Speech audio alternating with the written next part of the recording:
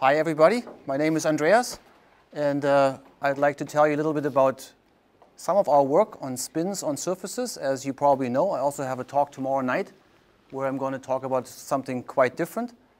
So you won't hear the same thing again, so that's good, I guess. And also I want to do something which I've never done before, which is to try to teach you that these spin matrices, these Pauli matrices that you probably hated in quantum mechanics just as much as I hated them at the time, that they are actually pretty useful to calculate things that you can actually measure with a scanning tunneling microscope. So that's basically the goal I have. And that might be a little bit boring sometimes because I actually want to use them. I want to show you that you can actually do real calculations with them. So if that's too boring, let me know. And so I don't really have a detailed agenda. I put something together and you have a copy of that. That's not exactly what I'll be using, so you'll see some differences. I'll be happy to provide the exact slides that I'm using. If you guys want to have those for later, that's fine. Before we get started, though, I would like to take maybe 5 minutes or so and have each one of you tell me, in a few sentences what your background is, just so I have a little bit of an idea, what to expect. So maybe we'll start over here, just your name and a couple sentences on what you're working on. Hi everybody, my name is Ksenia. I'm from University of Twente, Enschede, and I'm working on charge transfers through organic molecules. Thank you. Hi, I'm Matthias from the same university, and I'm actually trying to make quantum dots in silicon germanium nanowires. Hi, I am Daria, also from the same university. I am working on electron spin invention. I'm Tessa Voggenberg from the University of Amsterdam, and I'm working on non-dimensional integrity models in this matter. Hi, I'm Engin. I'm from Radboud University, and I'm working on the interaction between oxygen molecule and the surface materials. I'm doing some calculations. Mm-hmm. Hi, I'm Mark Soudij. I'm from the University of Amsterdam, and I'm doing work on quantum information in quantum gases. I'm Nienke Pizza from the University of Groningen, and I'm working on spin transport in mostly metallic, also and silicon gases. Mm-hmm. I'm Joost Putz from the University of Groningen as well, and I work on coupling and spin heat transport in ferromagnetic metals mostly. Marcos Guimarães, also from Groningen, and I'm working on spin transport in graphene. I'm Jasper van den Berg, also from the University of Groningen. I work also on spin transport in graphene, and I recently also started a little bit on magnetism. Spin transport is not magnetism? Well, yes, it is. Well, yeah, you're right. Okay, my name is Jorgen, I'm from Utrecht, which is in Utrecht. And I work with ultra-cold gases. I do theory, also has to do with spin sometimes. That's it. Yes. My name is David van Roerkom. I'm from TU Delft. I work on Majorana fermions in cookie boxes, and today you were actually my lab. Hi, I'm Iman, also from TU Delft, and I work on integrated quantum optics sources detectors. Mm-hmm. I'm Tim Wakker, also from Delft, and I'm working on spin qubits and gallium arsenide retrosort. Hello, I'm Metin from Leiden University, and I work on spin crossover molecules, and then the molecular charge transport through spin crossover molecules. Hello, I'm Davide Grossi, and I'm from the University of Eindhoven, and I'm working with STM on single dopant semiconductor. Mm-hmm. Hello everyone, I'm Suruchi, and I'm from Radboud University. I'm developing a scanning tunneling microscope for 33 Tesla field. For 33 Tesla? Wow. I'm Denise.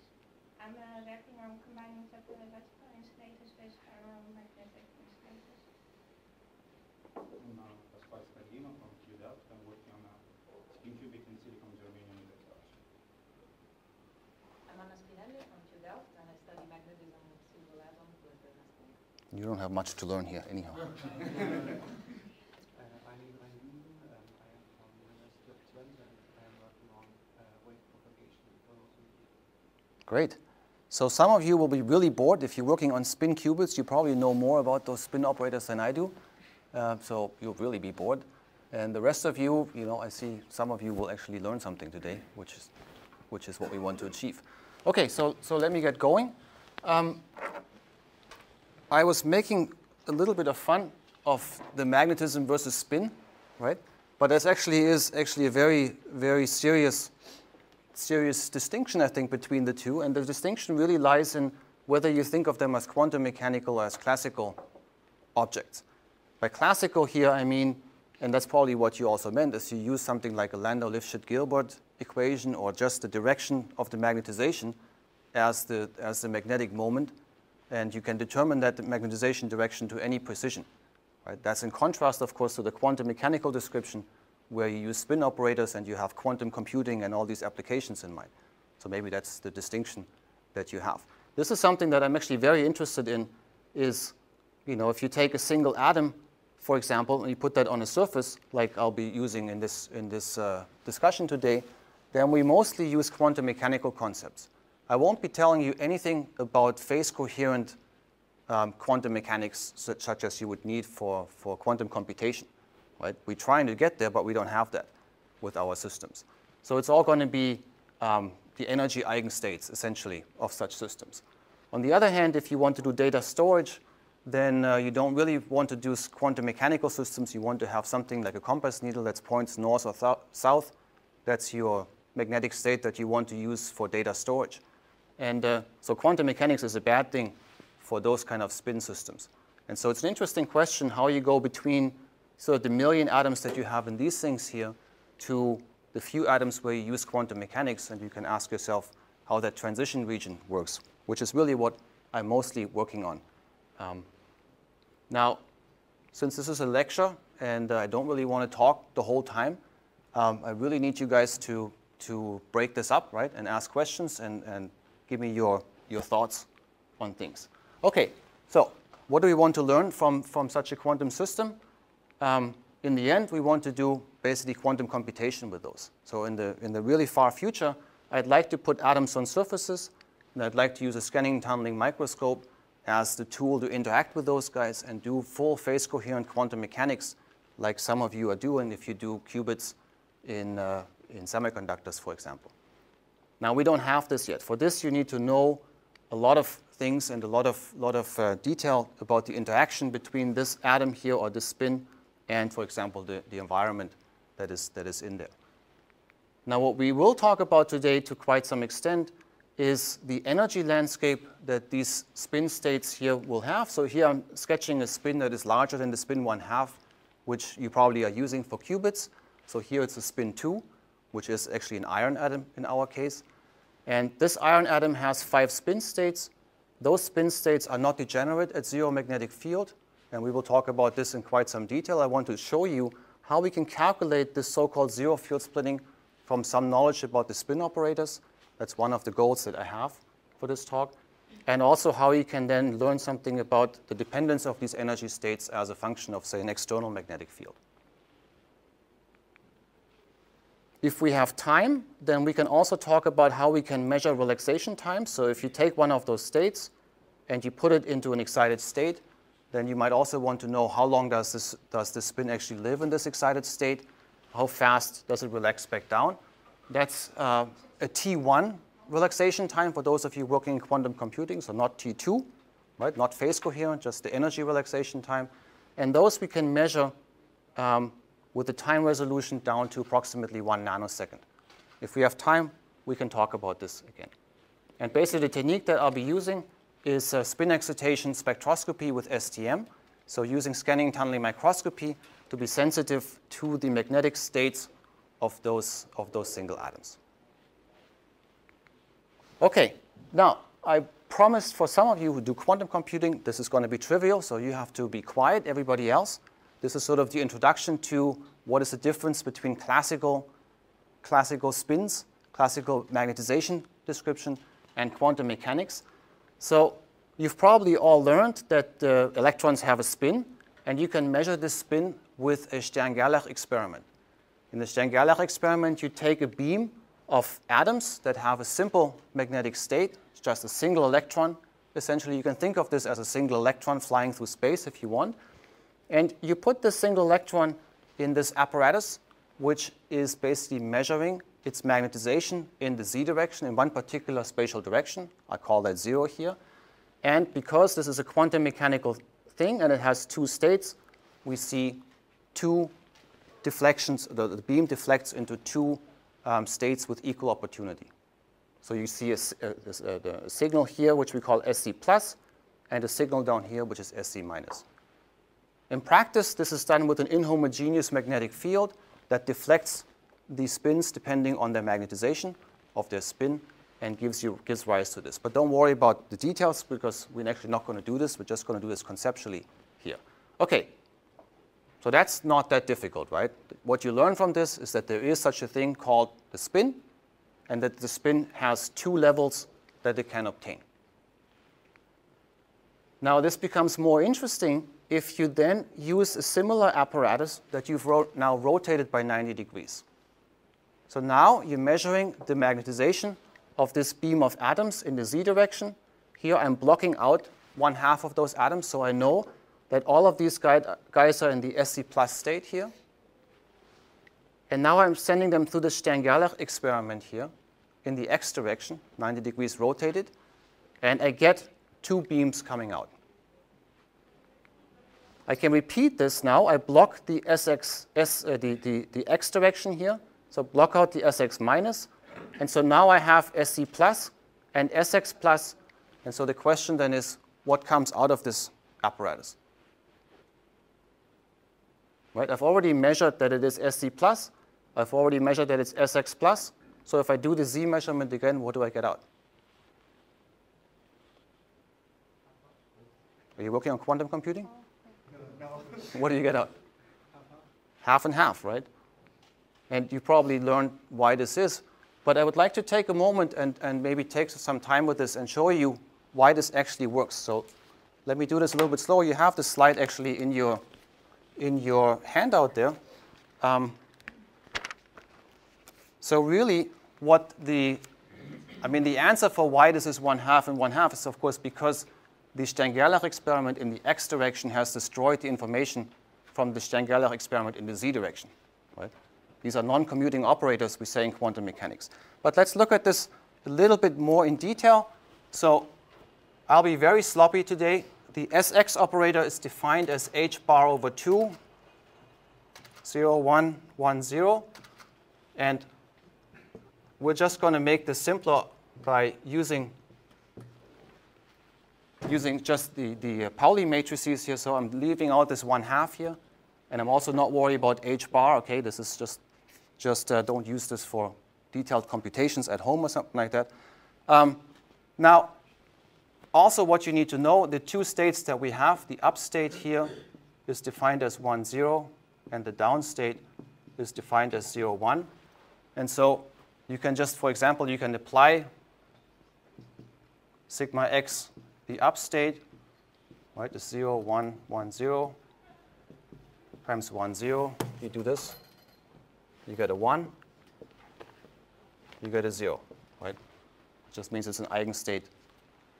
That can't be right. So see? Too fast.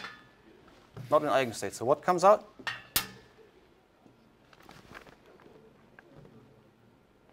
Zero, 1. Right? See, you're paying attention. That's good.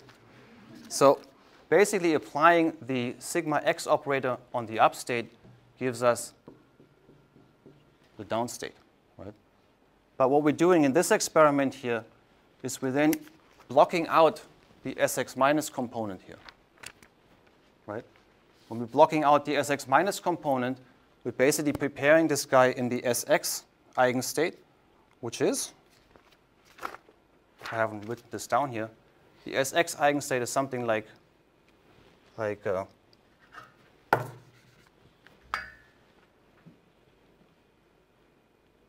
don't know, what's the proper terminology here? The sigma x up state or something like that is something like 1, 1, right? And now we're asking in this last experiment, what is the probability of finding this guy in the up state and the down state? And this is just of the 1 over square root 2 here. This is 1 over square root 2 times 1, 0 plus 1 over square root 2 times 0, 1. And this is the 1/2 that you get the equal probabilities here. Right? Now, then we can also do something maybe a little bit more interesting here, which is, that's what I just told you here. So you can ask yourself, what would happen in this experiment here? Basically, I've already given you the answer here, I think, right? So the only difference is we're not blocking out the SX minus here. And so the question is, what comes out here? Is it still 50%?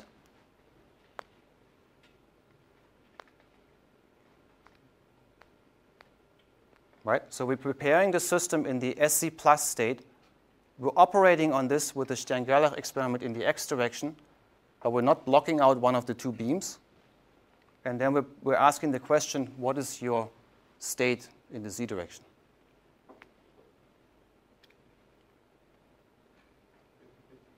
(50-50)? What about the quantum computing guys?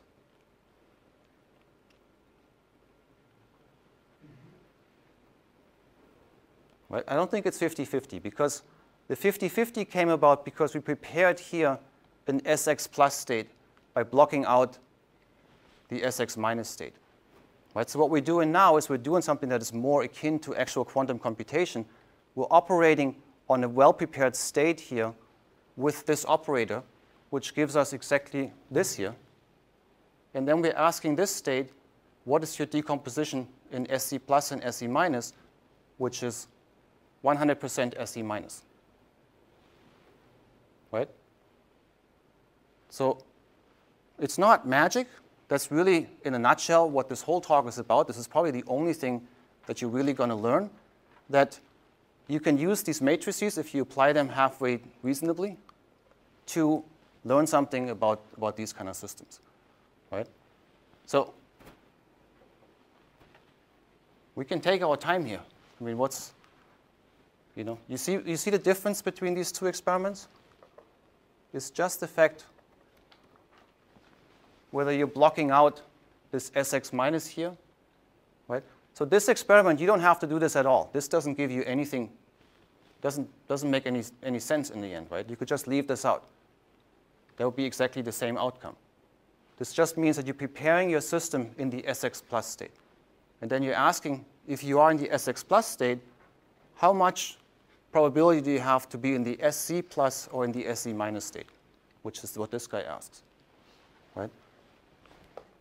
On the other hand, if I do this experiment here, then this one really matters, right? I'm preparing the system in the SC plus state, and now I'm doing something that you would call a quantum computation if you are in this field. You're operating on this state with this operator here, and you're keeping the full result of it and then asking what is the result, what is the outcome of this, right? Yeah? But this scheme actually means exactly the same thing as having no SGX box at all. As having no box that does the experiment in the x direction at all. It does, because the outcome of this is the spin down, to flip the spin. But like, if you made up a superposition of SX plus and SX minus, and you measure them separately, you would get, well, the result that would be exactly the same as last time, right? Say that again? If I made an experiment with SX plus and SX minus of equal weight, so like an SC, if this guy here, if you express this guy as a superposition of SX plus and SX minus, that's going to have equal weight of those two. Right. Well, okay. No, this is what this is all about. I mean, there's no need to not answer your question. I mean. No, I mean, I get the point. I'm just trying to make a remark that it's very important to understand what the boxes actually mean. Well. Okay. What I mean by those boxes is in the end some way to make these matrices, bring those matrices to life, right?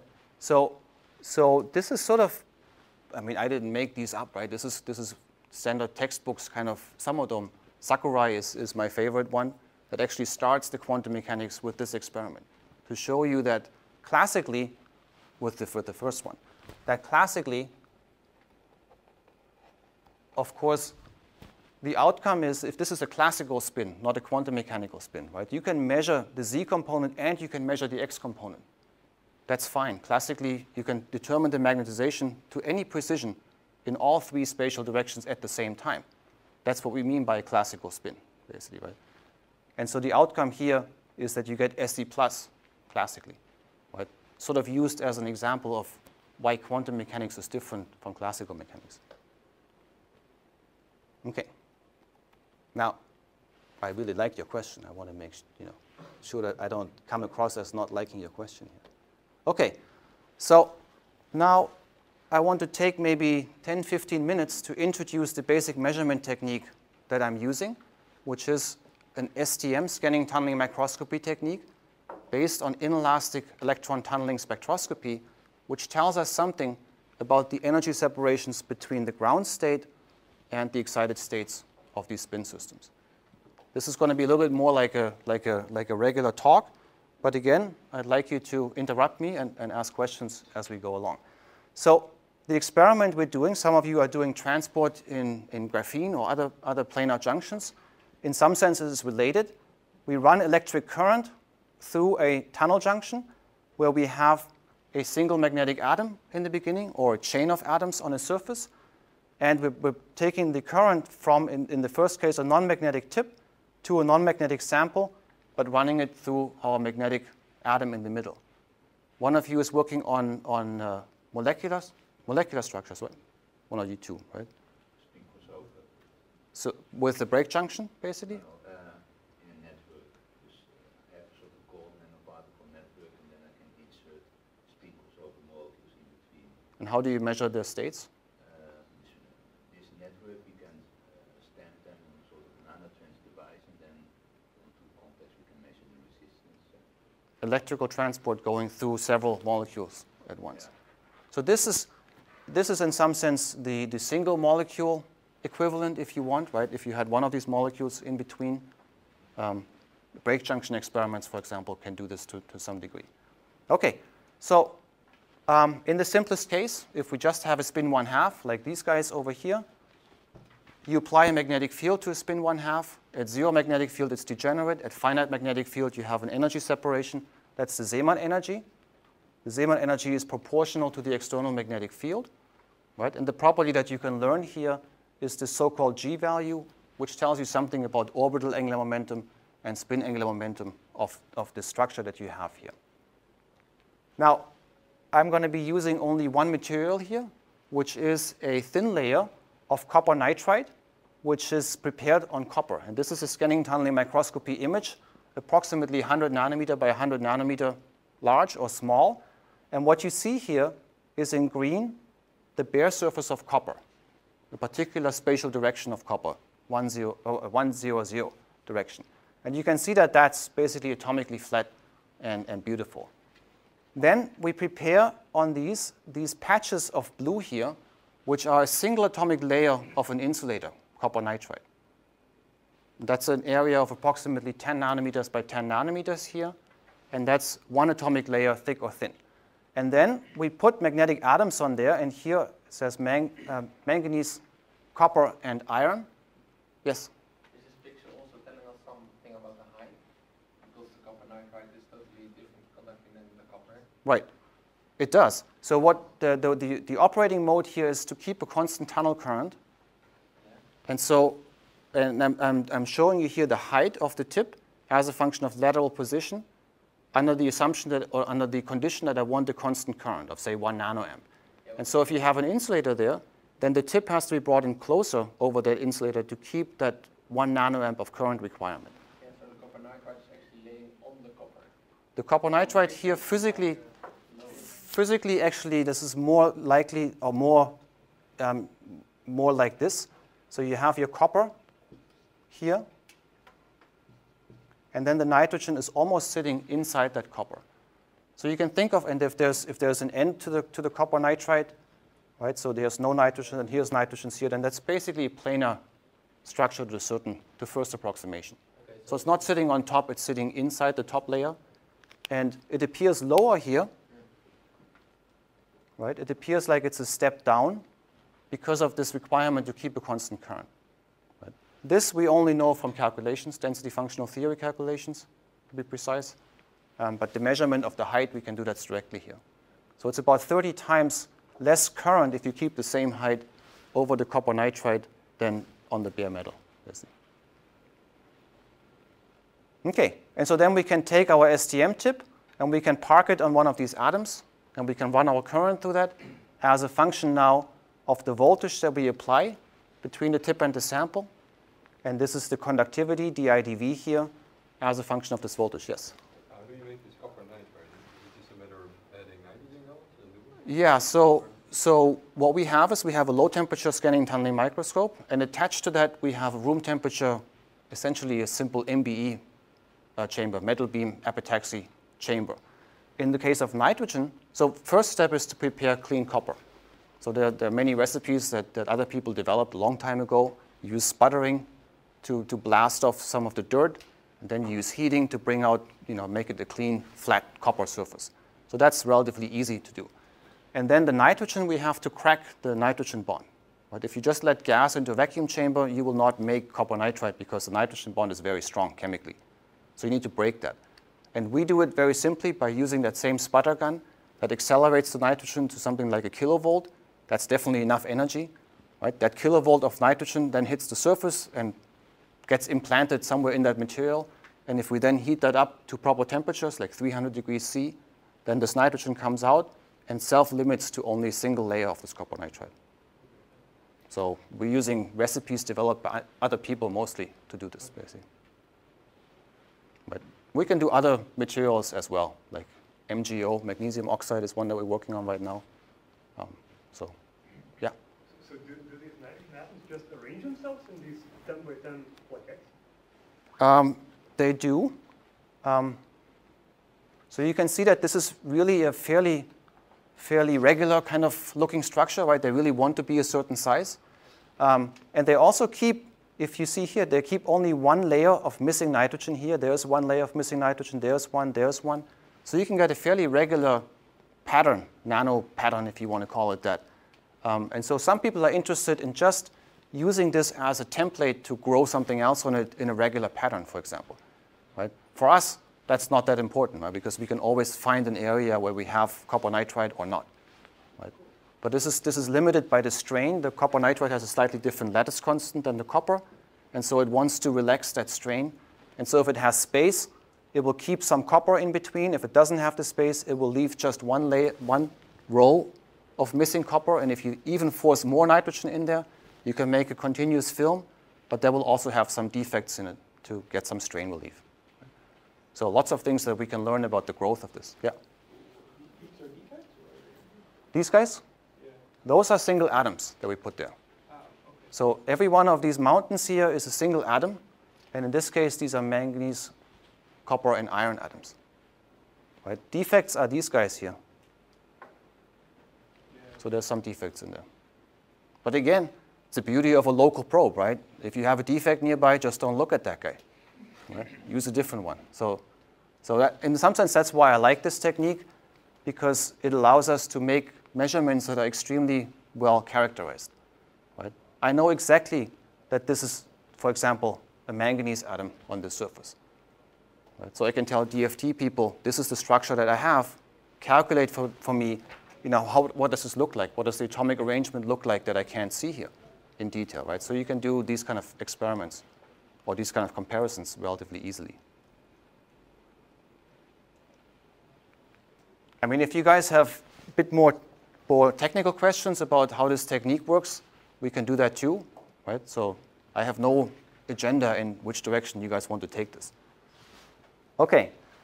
Now, so the basic measurement then is we have our STM tip parked, in this case, on a manganese atom on copper nitride on copper, and we measure the conductivity, yes? How do you know fast if it's a manganese atom or iron or whatever? So here you actually see that that's not so easy to tell, right? I mean, if you look at these four guys, they basically look the same. So without prior knowledge, they might have a very slight difference in height, meaning how much current flows through there, but if you don't know a priori who is higher and not, you will not be able to tell. So what we do is, we of course, before we do something that's complicated like this, we only use one metal atom. so let's say manganese, and we look at the surface, and we look at the spectrum, which I'll show you in the next slide, for all the different bumps, like 100 different ones, and of those, maybe 95 will look the same.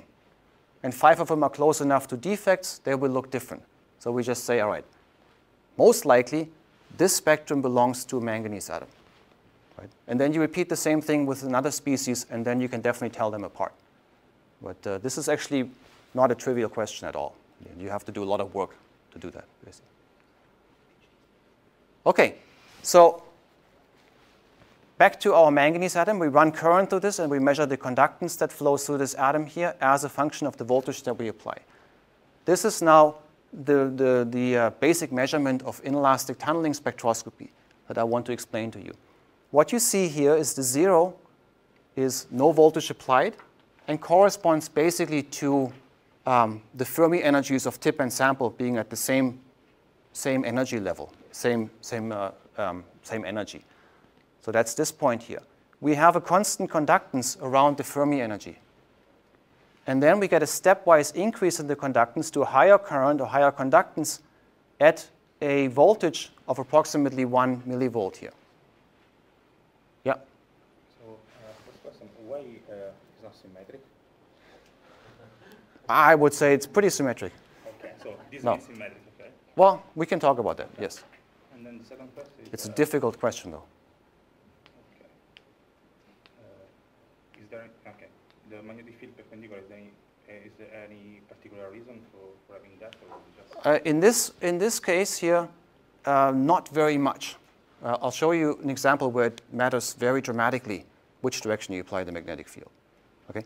But to give you a quick answer to your first question is, the difference is that there seems to be a peak here, right? If you ignore the stepwise increase, if you basically subtract this step from this negative side, you see that there is a peak here, right? There's also this slope here, and there's this.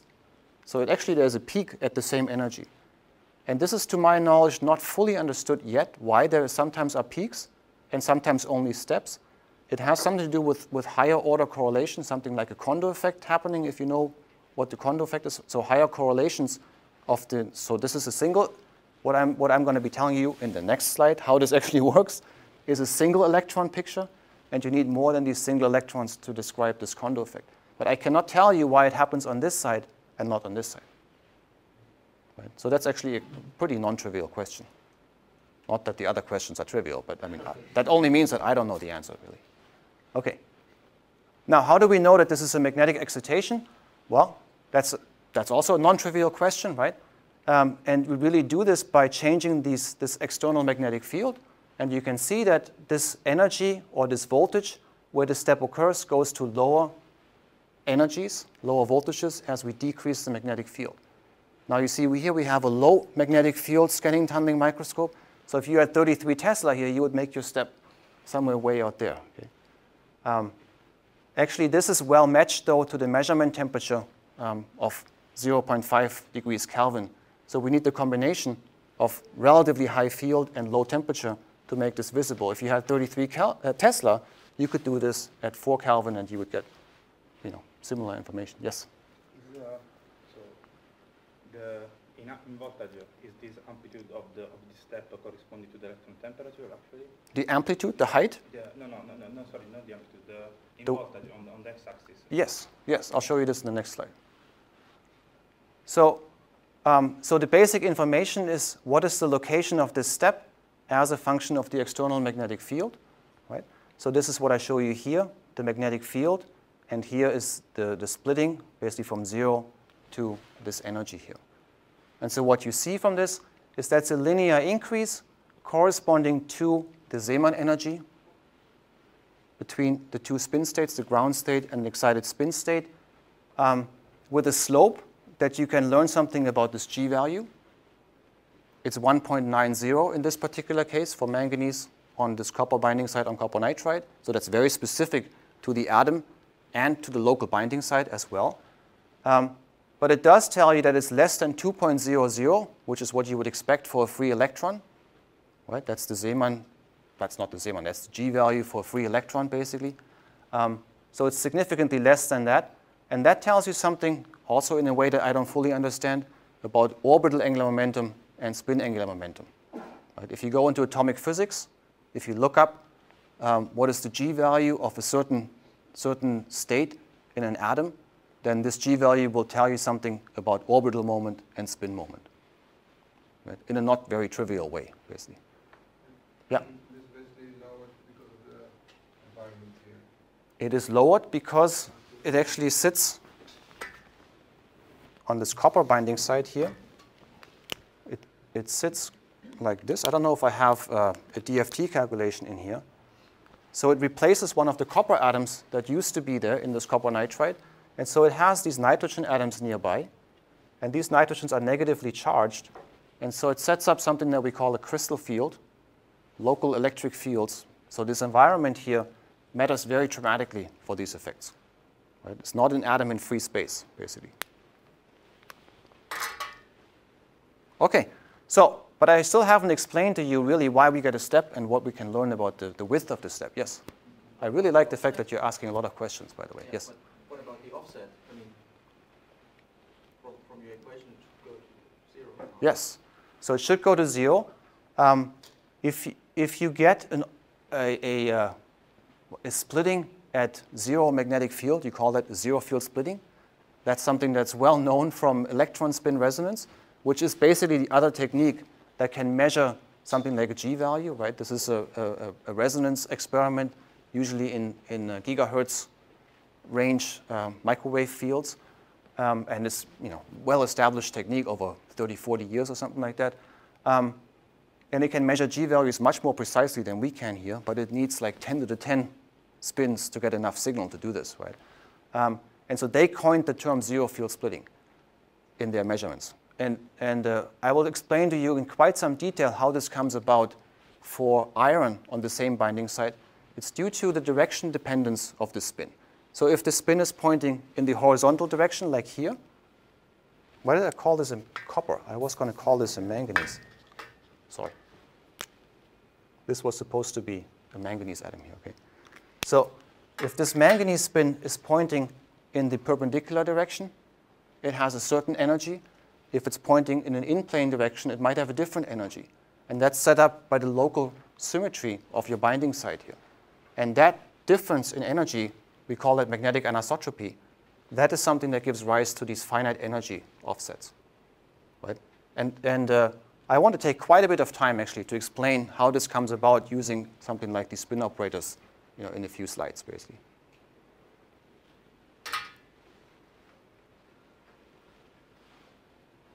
OK. Sometimes what I do in talks is I say, everybody always says, I want questions, right? And then nobody asks questions. So what I do quite frequently is I stop talking. I say, I'm only going to talk for 5 minutes, and then you're going to have to ask questions. Fortunately, I don't have to do that with you guys, so keep up the questions. OK, so that offset is due to magnetic anisotropy. Now, before we go any further, I want to explain to you how this spectroscopy actually works. And so here I made a slide where I have 4 different cartoons. They are all cartoons, basically, they're not reality, right? All cartoons by trying to motivate why we see the symmetric stepwise increase in the conductance here. And so here I have the fill states on the tip, the fill states on the sample. Sample, in my terminology, I mean the copper underneath the spin, basically. And here I show you the energy of the electrons that we have here in relation to the energy splitting between the ground state and the first excited state. So let me just start this. So if we increase the voltage between tip and sample, that shifts the Fermi energies. Right? That's what we mean by applying a voltage between these 2 electrodes.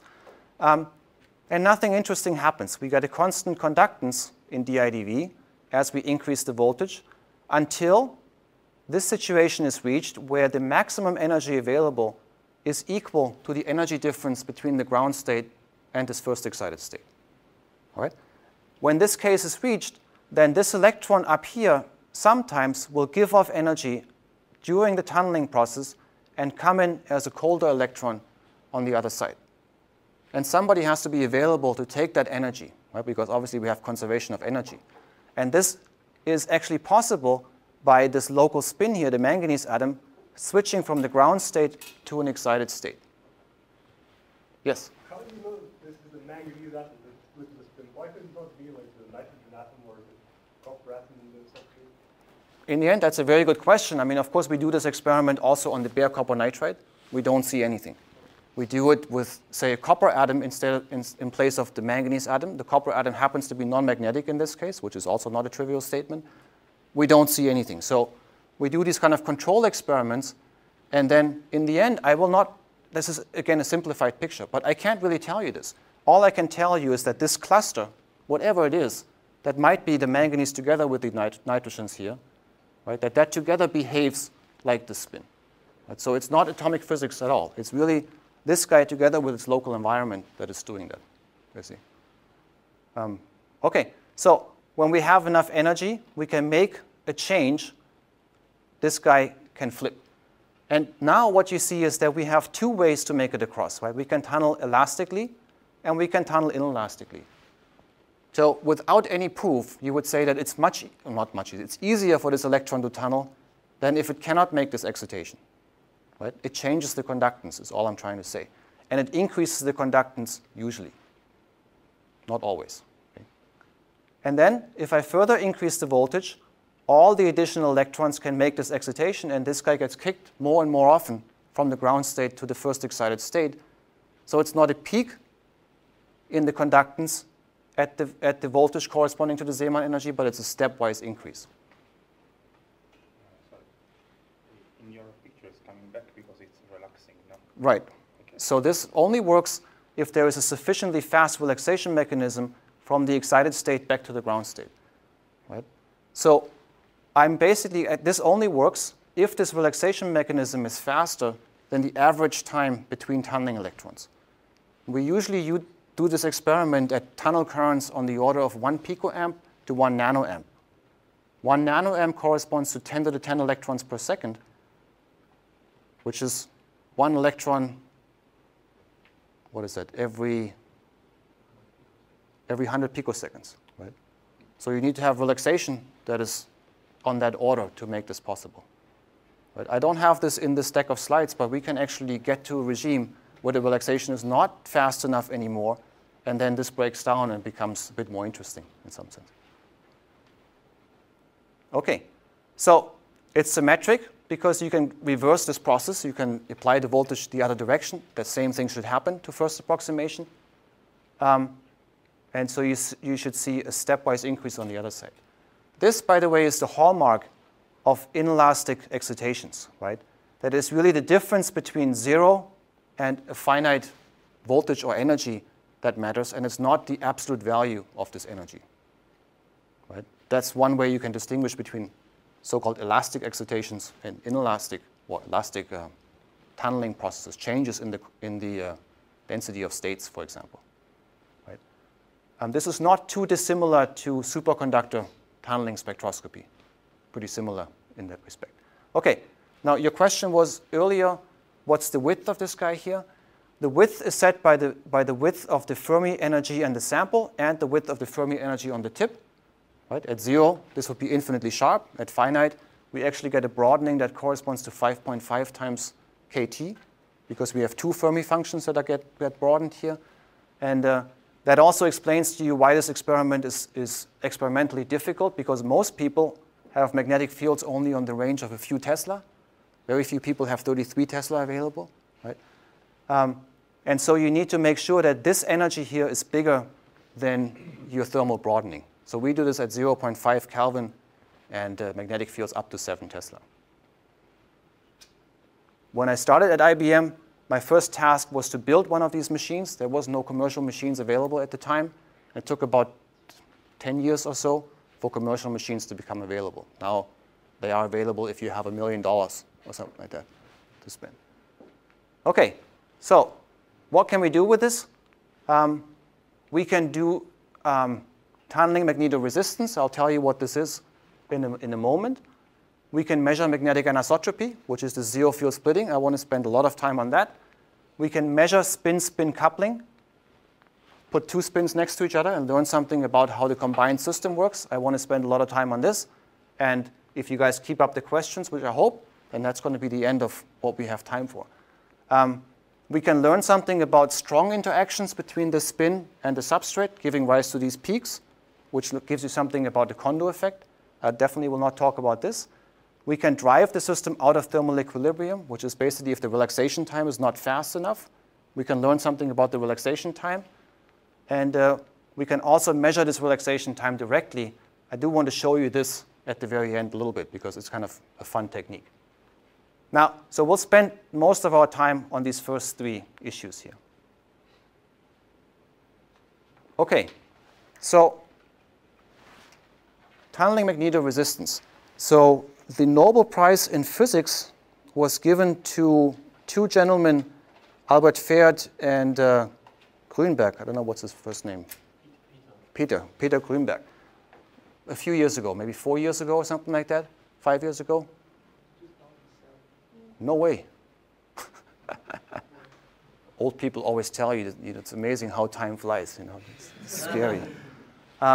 So it was given for the development of transport in solids that is dependent on the magnetization, on the spin direction of magnetic materials, so-called magnetoresistance.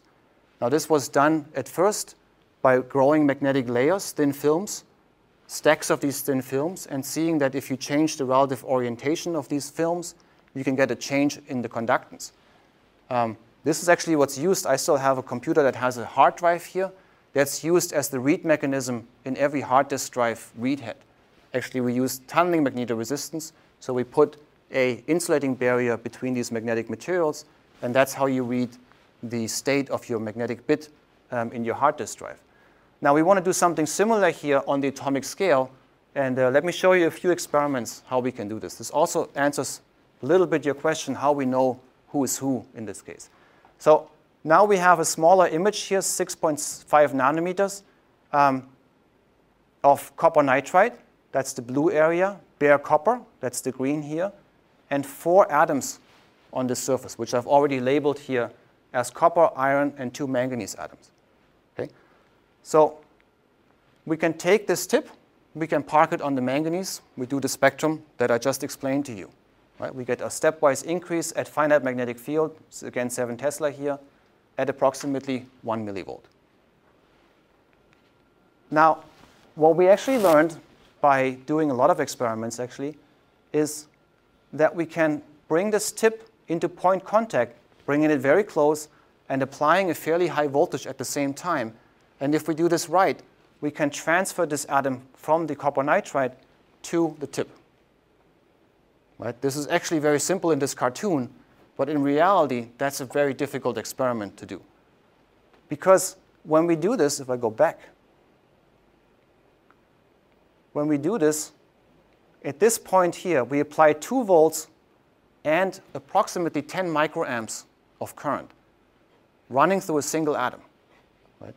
So it's not surprising that you change something. I mean, if you do that, 2 volts and 10 microamps through a single atom, you should change things. The only thing that's surprising about this is that sometimes you can actually make this a reproducible process. Okay? Now, how do we know this?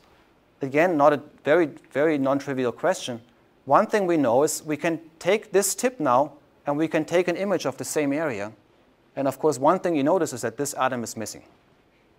So we can conclude from this, all right, we can make atoms disappear. Right? How many times does it work? That's a difficult experiment. Anna probably does similar things, so. Yeah, it really depends. So it really depends on the shape of the tip. So if you have a good shape, it can work every time you do it. If you have a bad shape, you can spend like hours to get it working. That would be my answer too. So we can easily spend 2 days where it doesn't work, ever, basically. We can always make the atoms disappear. They can always disappear. That's easy. Right? But to make it go to the end of the tip and then in particular to get it back off, that's a difficult experiment. I'll show you on the next slide. Very similar process, basically. Okay, so first thing is this guy is missing. Now, second thing, you also see that these atoms, the remaining atoms, look better. They look more round, right? So this is a more point-like STM tip because in the end, the STM image is always a convolution of the shape of your tip with the shape of the surface, right? Nature doesn't distinguish between tip and surface. So if you have a very sharp atom on the surface, then really what you're seeing is the shape of your tip, the shape of the last few atoms of your tip. Right? So that's what this one is. Not a very nice image. You see this atom is slightly deformed because our tip has 2 atoms that are close to the very end instead of 1. Right? But here you see it's better. So maybe 2 points for this mechanism. Right? The atom is gone, and the atom image looks sharper. But then we can also take this tip now and measure a spectrum on the remaining manganese atom. And what you see then is the following. So here you see an inelastic tunneling spectrum measured on the same manganese atom, but now with a modified tip. And what you have here, again, at -1 millivolt, you have a step, and at +1 millivolt, you have a step, but the height of these steps is different. Right? This step is about half as tall as this step over here. So the amplitude has changed, the energy has stayed the same. Okay, so then how do we do the reverse? We take this tip and we bring it back down to the surface, point contact, several microamps of current, and now we apply a polarity difference, opposite polarity, and then sometimes this works. This is a difficult process actually to get this back off.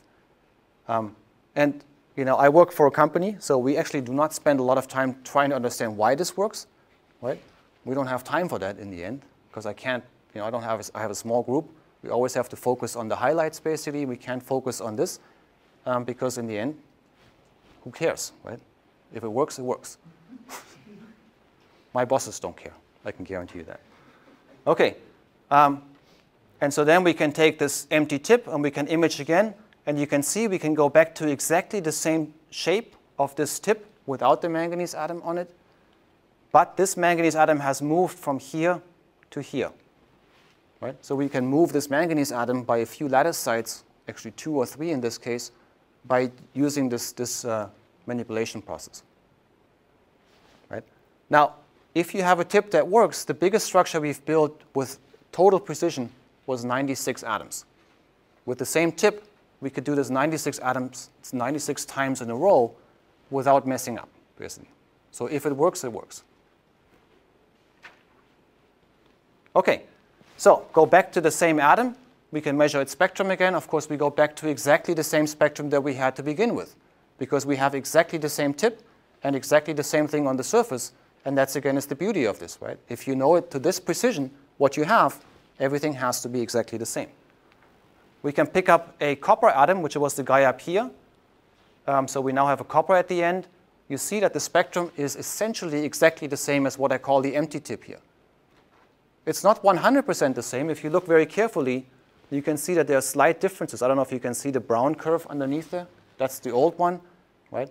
Because the density of states changes a little bit between having a copper atom there and not having a copper atom there, right? But to first approximation, the height of these steps is, again, identical. And go back to the empty one, back to manganese. We can do this again, you know, many, many times. OK, so how does this work? One problem that we have, or one complication that I haven't mentioned to you yet, is that the manganese atom is not a spin 1/2 particle. Manganese, if you look at the periodic table, is in the middle of the D shells, of the 3D shell. So if you just look up at the atom periodic table, you have 5 electrons in the D shell, giving rise to a spin of 5/2 and to 0 orbital angular momentum. That's what the periodic table tells you, basically. So if you have a 5/2 atom, you should have 6 excitations or six energy levels in the Zeeman energy diagram, but we only see 1 excitation. That's kind of weird, right? So we have some selection rules at play here, and I want to explain that to you. Now, the selection rule stems from the fact that we're actually using electrons for this excitation mechanism, and it's actually not so difficult to understand. So the electrons, of course, are spin 1/2 particles. The tunneling electron is a single electron, spin 1/2. And we have to conserve not only energy, but we also have to conserve spin angular momentum. Right? Those are two, I mean, not spin, but angular momentum has to be conserved. Unless you produce orbital angular momentum, the spin has to be conserved, basically, in this tunneling process. So really what we can do here is we can exchange spin between the manganese atom and the tunneling electron, And so really this is an exchange interaction between these spins. And so that means that we can only go from the ground state to this first excited state. The electron here, the tunneling electron, just does not have enough orbital moment to get you from 5½ to 1½ basically. Can you, if you do it fast enough, can you then excite the excited atom and excite Yes. an excited? Yes. So if we don't give it enough time to relax back down from this state to the ground state before the next electron comes about, right, then we can drive it from this state to this excited state. Right? So sequential electrons will do that, basically. And Practically also working. So yes, yes, yes. And well, I don't think we will have time, but we did this experiment a couple years ago, and this will tells you something about how fast this relaxation back down to the ground state is. Because we can make this same measurement as a function of the tip sample distance.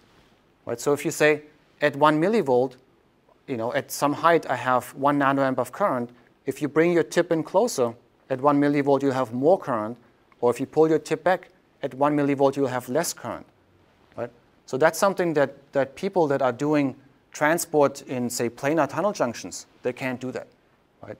You basically have a tunnel junction that has a certain resistance given by the thickness of your insulator, and so that's it. So at 1 voltage, you always have the same current, basically. We can have this freedom by changing this distance. Yeah. OK, so why does this give rise to this asymmetric spectrum here?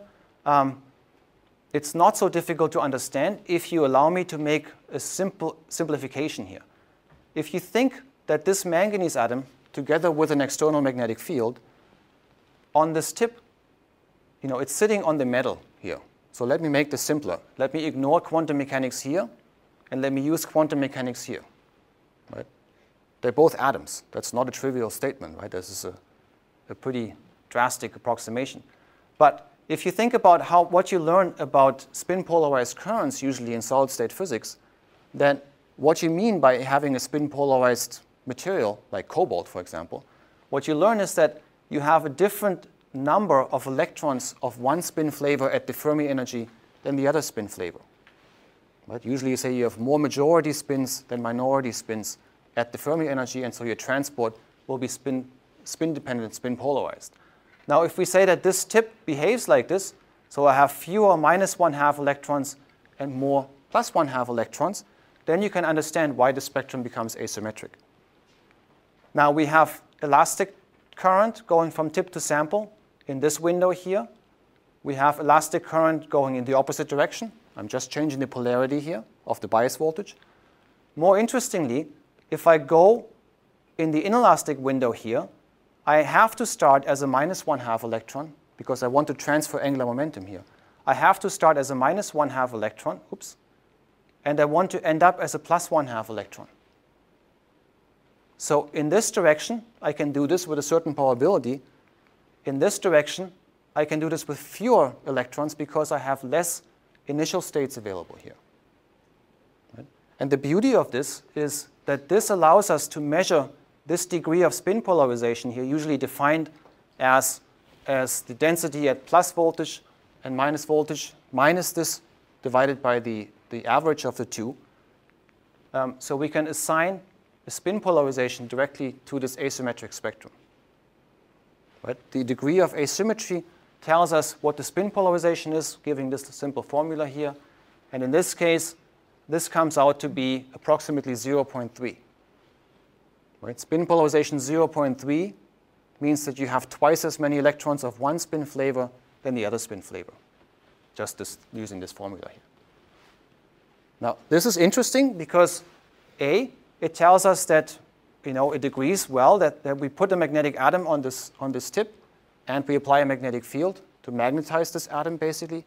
That makes a spin polarized tunnel junction. And it allows us to quantitatively measure what the spin polarization is. Right? This is very difficult in practice, in other materials. If you ask some of you are doing spin transport, right? Like, how do you know what the polarization of you use cobalt electrodes? How do you know what the spin polarization is of your cobalt?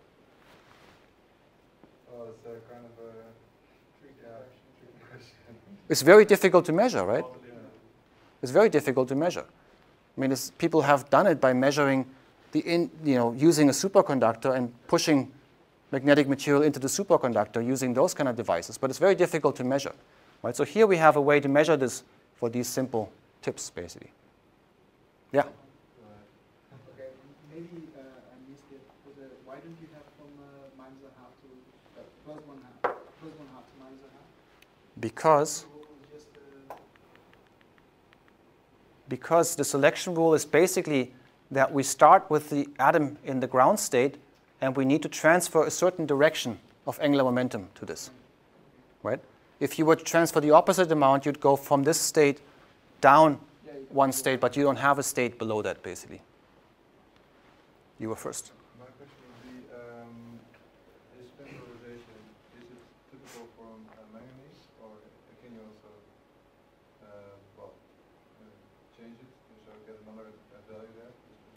It's somewhat typical, but not reproducible in the sense that every time you pick up a manganese atom, you will get exactly that spin polarization. Of course, it depends on magnetic field over temperature, right? At 0 magnetic field, you will not get any spin polarization to first approximation, right? You need to polarize, you need to magnetize, quote unquote, this single atom here. Curie-Weiss law, basically, right? So just B over T.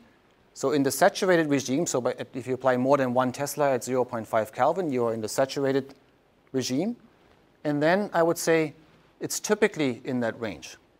If you pick up more magnetic atoms, you can make it bigger or smaller than this, right? And it does not depend very dramatically on whether it's manganese or iron.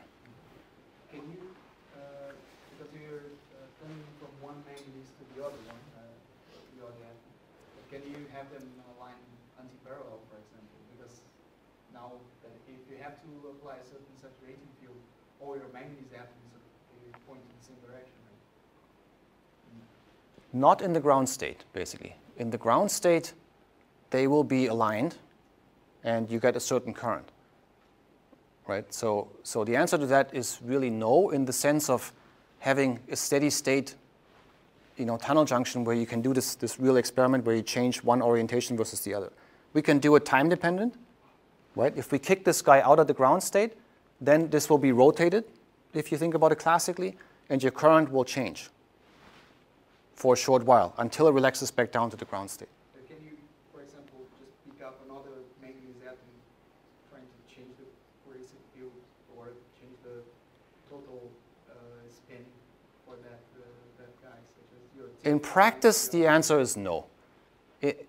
But what other people have done is build structures of, say, 5 or 10 atoms on the surface, a big blob of iron atoms, for example, and then those will be a steady magnetic state in a certain direction. They're ferromagnetically coupled to each other. And then you could have this. If you could transfer that to the tip, then the answer would be yes. But that doesn't actually work that way.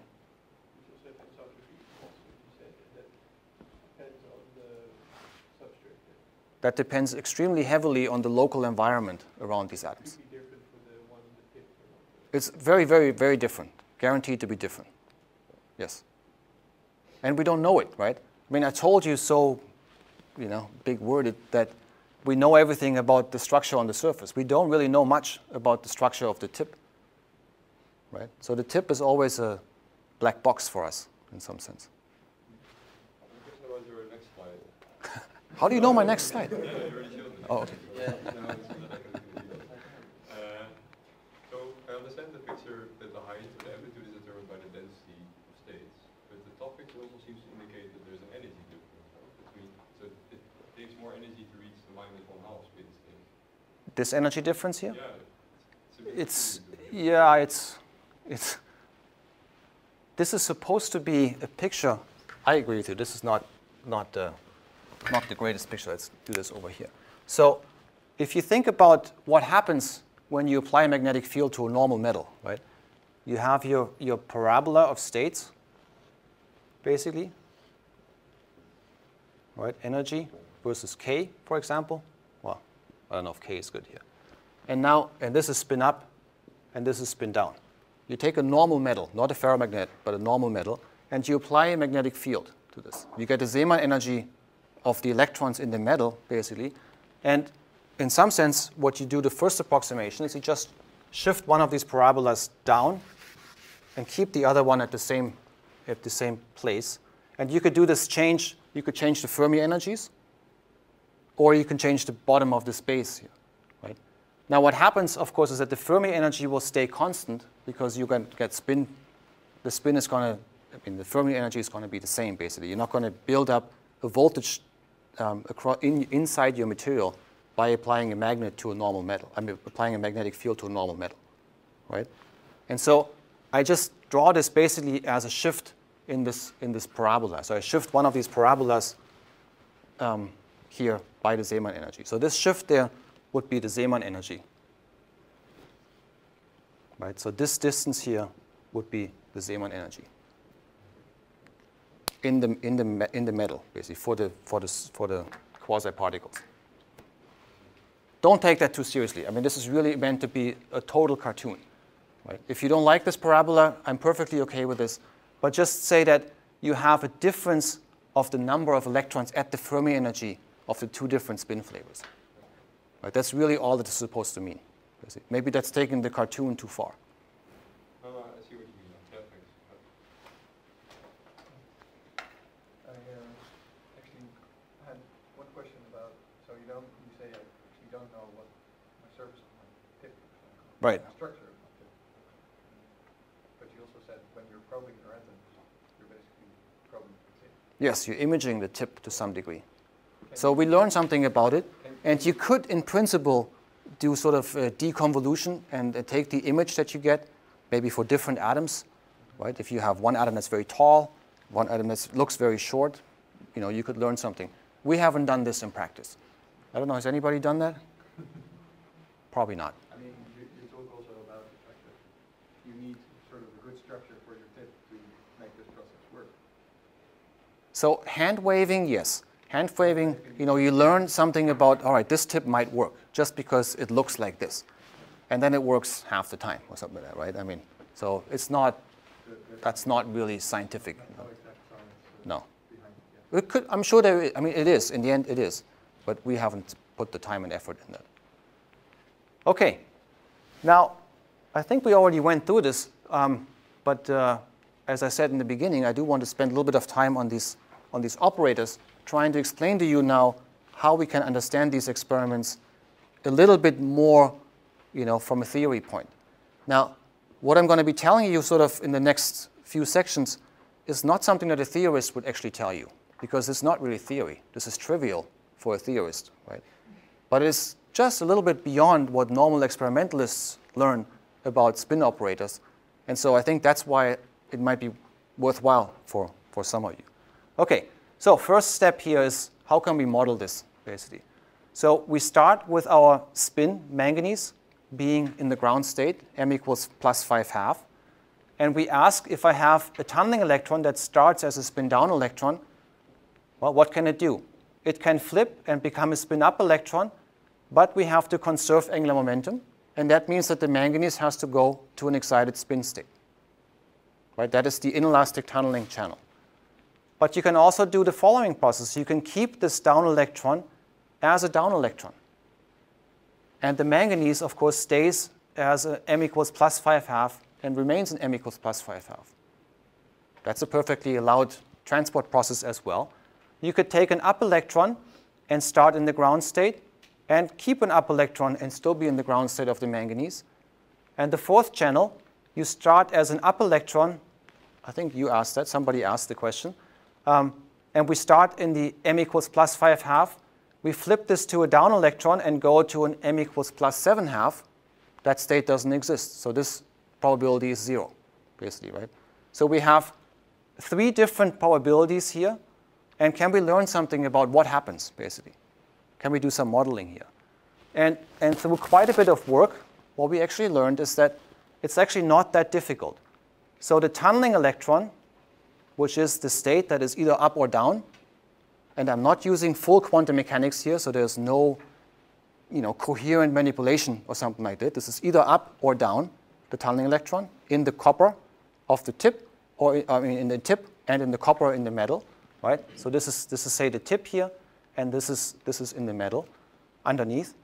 So that's the tunneling electron operators, and then the operators corresponding to the local atom, the manganese with its local environment here. So that's, and if for those of you who are familiar with this, this is an exchange interaction. You know, S1 dot S2 times usually a parameter like J, that's called the Heisenberg exchange interaction, and tells you something about exchange of electrons, interactions between electrons. And I want to spend a little bit of time understanding what these operators actually mean.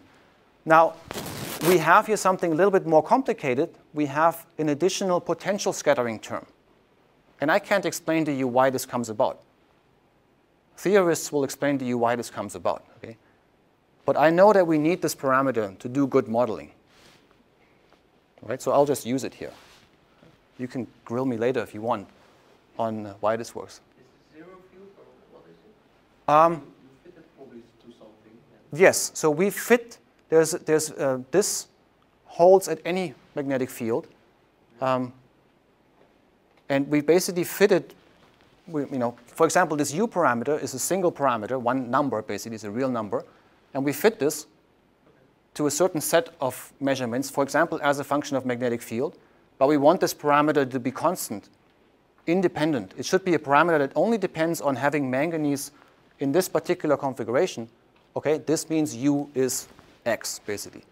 And then everything else should come out of that, basically. Right? Okay, so this term here, sigma dot S, is actually a pretty difficult animal if you look at this a little bit more carefully.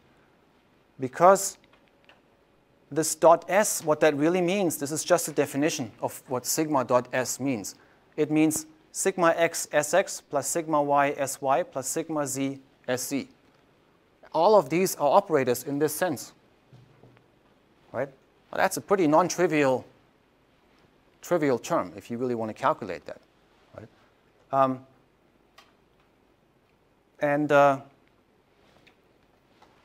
Let me see. I think I have this written down here in a little bit slower because I want to take some time here and bring this to life a little bit. So where is the, there. So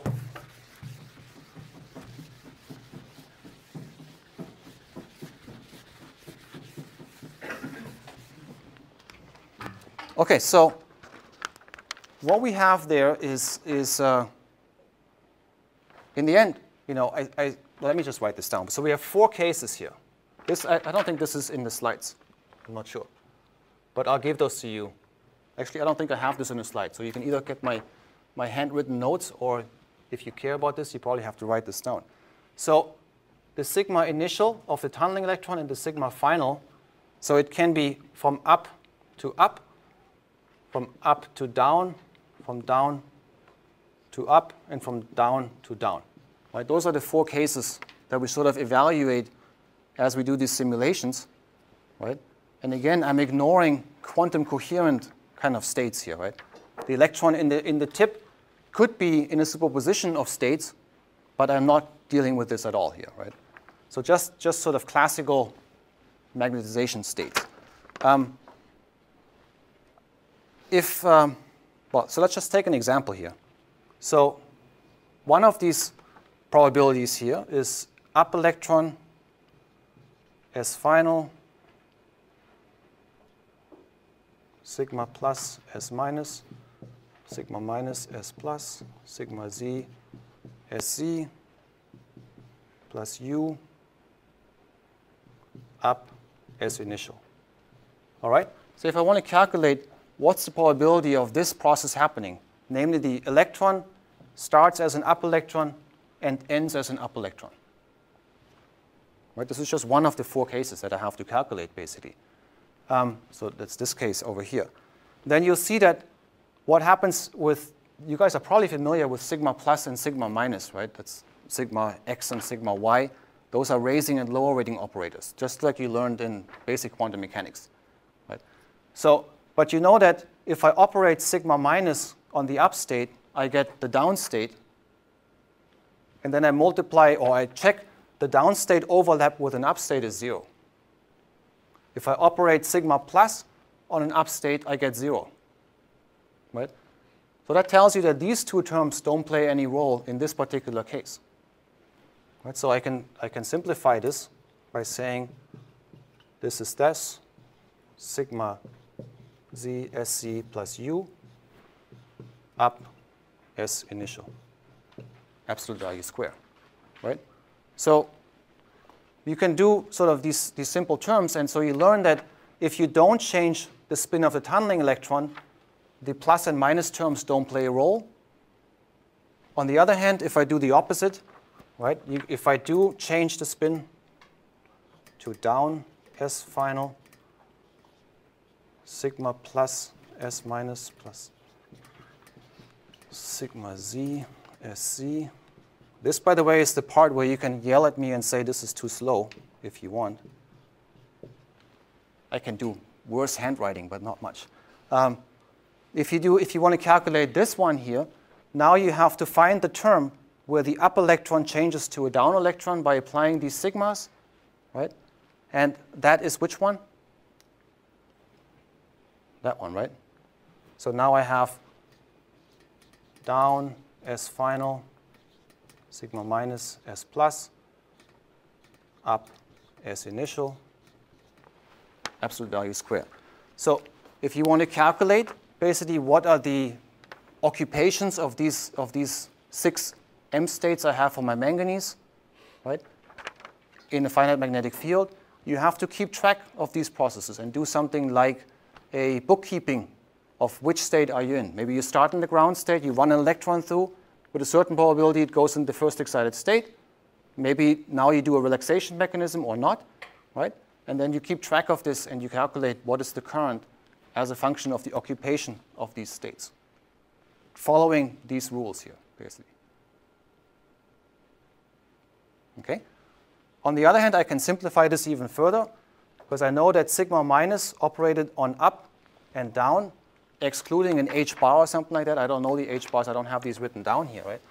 That is S final, oops, S plus, S initial, right? I've basically applied the sigma minus here to this up state. I get, excluding factors of 2 or something like that. I don't have all these factors written down, and an H bar probably, right? You get the down state here, and then you can evaluate this, and you get a certain value out, right? And so you are left with this process here. Right? So basically what this tells you is by doing some bookkeeping, you can keep track of the tunneling electron, what the tunneling electron is doing, and you're left with some operators that depend on the manganese atom that is sitting on the surface. Right? And that's why in this description here, I call this the elastic tunneling. That's basically the tunneling where the tunneling electron does not change. If it starts as an up, it ends as an up. If it starts as a down, it ends as a down. And the inelastic one where it actually does a flip, basically. Right? So the inelastic one have the x's, x and y, which is the same as plus and minus operators. And the other one has this sigma z in it. I don't have this written down any better than that, right? I mean, I think you get the idea how you can do this kind of modeling. But this is basically an exchange interaction for a certain amount of time. We really don't make any we treat this in a very funny way, if you think about this. Are you a quantum dot person? Yeah. In a quantum dot, you actually think about the electron hopping on the dot and hopping back off. Right? Here, I'm not doing this, basically. The electron is zapping through there, and it leaves behind an excitation or not. And I'm asking, this is more like a scattering process in that sense. I don't really tell you that the electron lives on this atom here for 10 femtoseconds or something. I have no idea. Right? I can tell you if the electron goes through and it makes an excitation in the spin, how long does the spin live? I can measure that. But I can't tell you how long this electron that actually went through there lives on this atom. I can't even tell you if this is an allowed question to ask. Right? I know this is a bit hand-waving. I really don't know the answer to that question. It bugs me. I don't really know, how this transport process really works, basically. But we do know that it actually looks like it does this exchange interaction, basically. That's really what is happening from experimental measurements. And is it something, I guess you can sort of fit an effective gate to this, right? An effective exchange interaction eventually. Yeah, that's in the end is somehow what this U parameter does. It's the ratio of this exchange interaction to a potential scattering. It's only one parameter that matters. It's not two parameters. At first sight, this seems to be something that depends on the tunnel current as well. On the strength of the tunnel current? No, it does not. You would sort of say if it's really fast. Okay, Yeah, I think the answer to that is that the tunneling process is always slow in comparison to the transition time of this electron, right? A while ago, just before you guys were born almost now, but before you guys started physics, basically, people were wondering how fast does an electron tunnel? What's the time corresponding to a tunneling process? And I don't really know what came out of this discussion, but that's, at least 15, 20 years ago, that was an unsettled problem. And I don't know if this is settled by now or not. Right. Can you actually assign a time to such a tunneling process? I don't know. Anybody know? It depends. I read about this a while ago. It depends on the transfer of the wave function and the overlap of but yeah. That's how we can calculate basically, how much current will flow. That's the overlap of the wave functions. But it doesn't really tell you anything about the time that takes that tunnel process. I'm not going to It's a really non-trivial question, I think. Oh, so this to excluding a factor of 1/2 or something like that. Oops, sorry. You can actually equate sigma x Sx with sigma plus S minus and so on, right? That's true to a factor of 1/2 or something like that, right? So that's the same thing basically. Okay, so I'll tell you a couple slides how we can measure this U basically, and then I want to go into this zero field splitting. So with a non-spin polarized tip, we get our manganese spectrum that we talked about quite a bit now. And here we have elastic tunneling and inelastic tunneling, and the inelastic tunnelings are the same because we have a non-spin polarized tip. If we take a spin polarized tip, we have more inelastic current in this channel than in this channel, right? That's just the polarity of the bias voltage. And sometimes, I think one of you asked, can we make different tips by picking up more atoms? Yes, we can.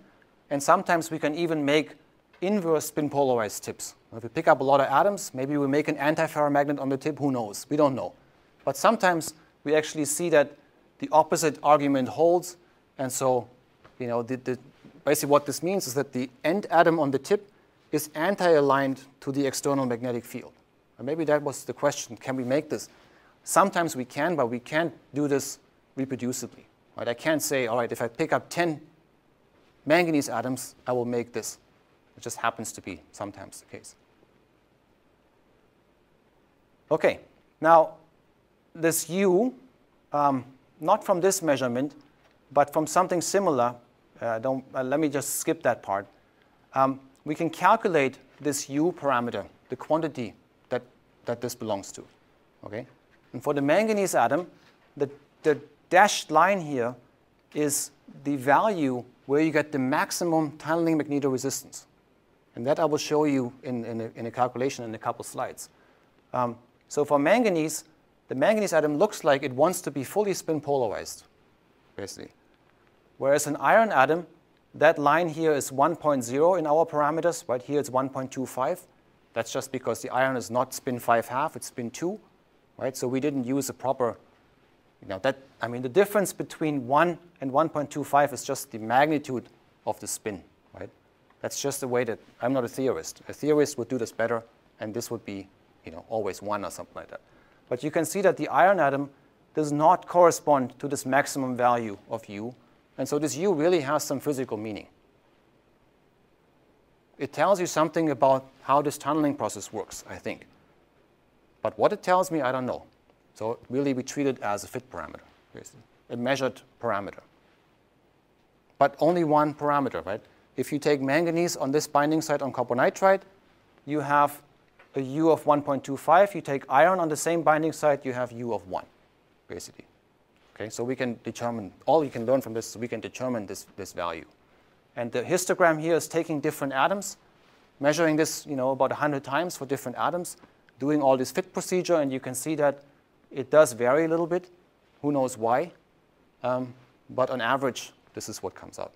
I want to spend a moment on these two, both of them. So I'll have to figure out how to do this. But okay. So magnetic anisotropy. We talked a little bit about that zero field splitting, right? For the iron atom, at zero magnetic field, there seemed to be some energy required to make an excitation. And I want to tell you in a little bit more detail how this works. And I'm going to use a different atom where this is much more dramatic than the iron. Now, what this all comes down to is, of course, if you have only the Zeeman Hamiltonian, at zero magnetic field, all the states have to be degenerate. Right? This is proportional to B, so at zero field, B is 0. If you take this spin and you break the rotational symmetry of space, and you can do this either by putting this spin on a surface, like I'm doing here, or by putting the spin in a molecule, or doing anything else that breaks the rotational symmetry of space, then in general, the energy of the eigenstates will depend on the direction that the spin is pointing in. It is allowed to depend on this direction, basically, right? Because the local environment is making the directions different. And this gives rise to two effects. One, it gives rise to the zero field splitting. And I will use this kind of picture to describe the zero field splitting. This is based, again, on these quantum models, and it's called a spin Hamiltonian, which is used all the time in electron spin resonance.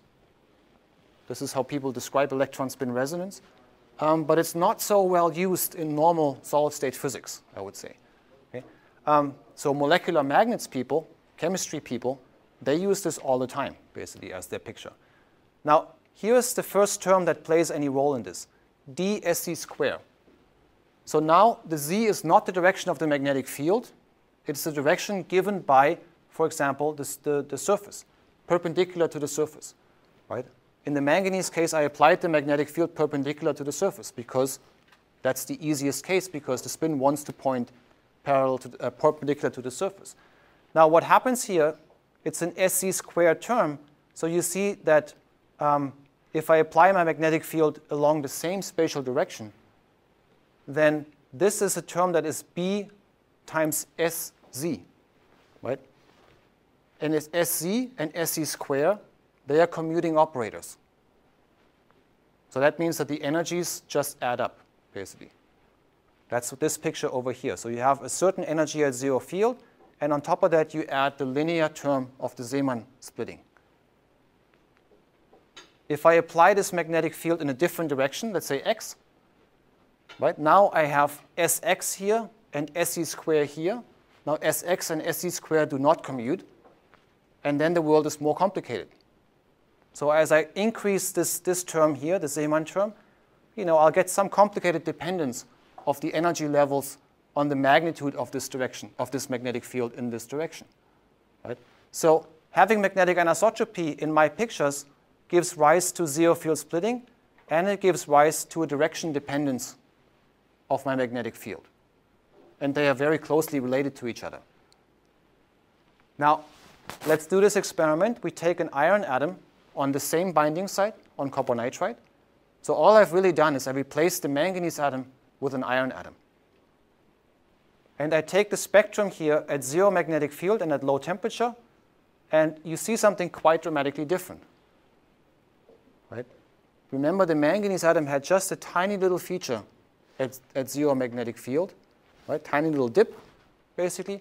This guy, and this is plus minus 10 millivolts, so this is 10 times bigger energy scale, basically, and it has 3 excitations at zero magnetic field, one at 0.2 millivolts, one at 4 millivolts, and one at 6 millivolts. Right? So in some sense, the zero field splitting here is dramatically bigger than in manganese, about 500 times bigger to be precise. Right? And so this is just because we're using a different atom here. So definitely, this guy has zero field splitting. Yeah? Maybe a more basic question, but how do you, it's probably historic, where does the choice come from for iron and manganese? Why those guys, or why do I know?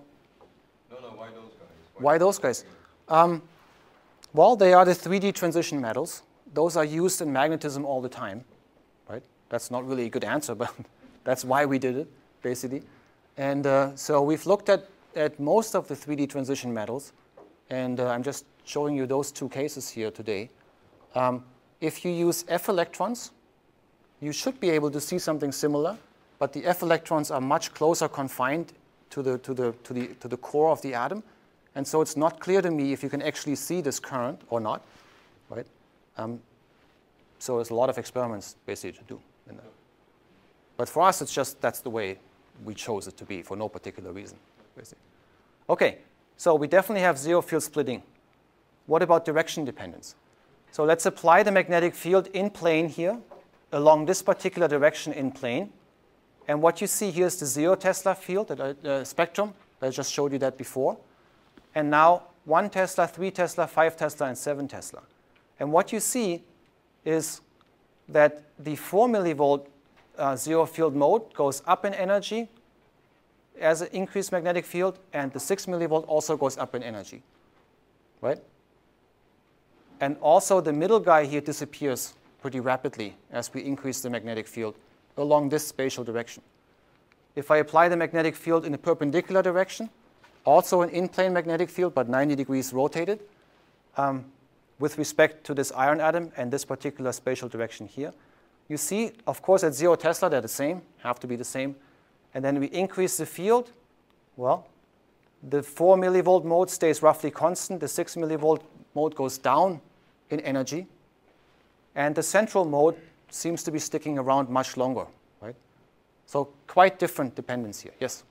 In the upper scan, there are 4 red arrows. What are the top 2 indicating? This one, with the model I'm showing you in the next couple slides, this would be the location of this excitation at 7 Tesla. So you should be seeing something there if it was visible. But it's not a transition, or you just cannot measure it? The transition amplitude is 0, basically. We just don't see it. I'll show you this in some quantitative detail, actually, which is one of the goals I have. OK, the third direction, out of plane magnetic field, is yet another dependence. OK, so by now you know what I do. I plot the center of this step, right? That's here as a function of the external magnetic field. That's basically extracting the information from this IETS measurement, inelastic tunneling spectroscopy measurement. And then I can get a very good fit to this with a simple Hamiltonian that has only a few parameters. Okay? So that's the fit that I get when I use this Hamiltonian. So I have a Zeeman energy, not shown here. Then I have this dsc squared term. So that's a certain spatial direction that I have a so-called easy axis magnetic anisotropy here. That's this term here. And then I have a transverse magnetic anisotropy. Now, if you look at these terms, again, you have SZ and SX and SY. So again, we have non-commuting operators. So you have to do the calculation. You can't just simply see what this does, basically, right? That's kind of the outline of my talk in the end. You can actually do this by using these spin operators in a fairly simple way that you can all do without going to quantum mechanics 2 or 3 courses or something like that, right? Now, the parameters that we measure from this fit we get by getting D equals minus 1.5 millivolts and E of 0.3 millivolts, right? Just take those as fit parameters. This, yeah? So do they correspond to something physical? So can I? Yes. This minus 1.5, will you tell me something? Yes. So this D equals minus 1.5, together with the fact that this is the simple direction, meaning the direction where all the energies are just adding up together, right? This is much more complicated than this in some sense. Tells you that this is the preferred direction of the spin. So this spin wants to point in plane, whereas the manganese spin that we talked about before wanted to point out of plane, but very weakly.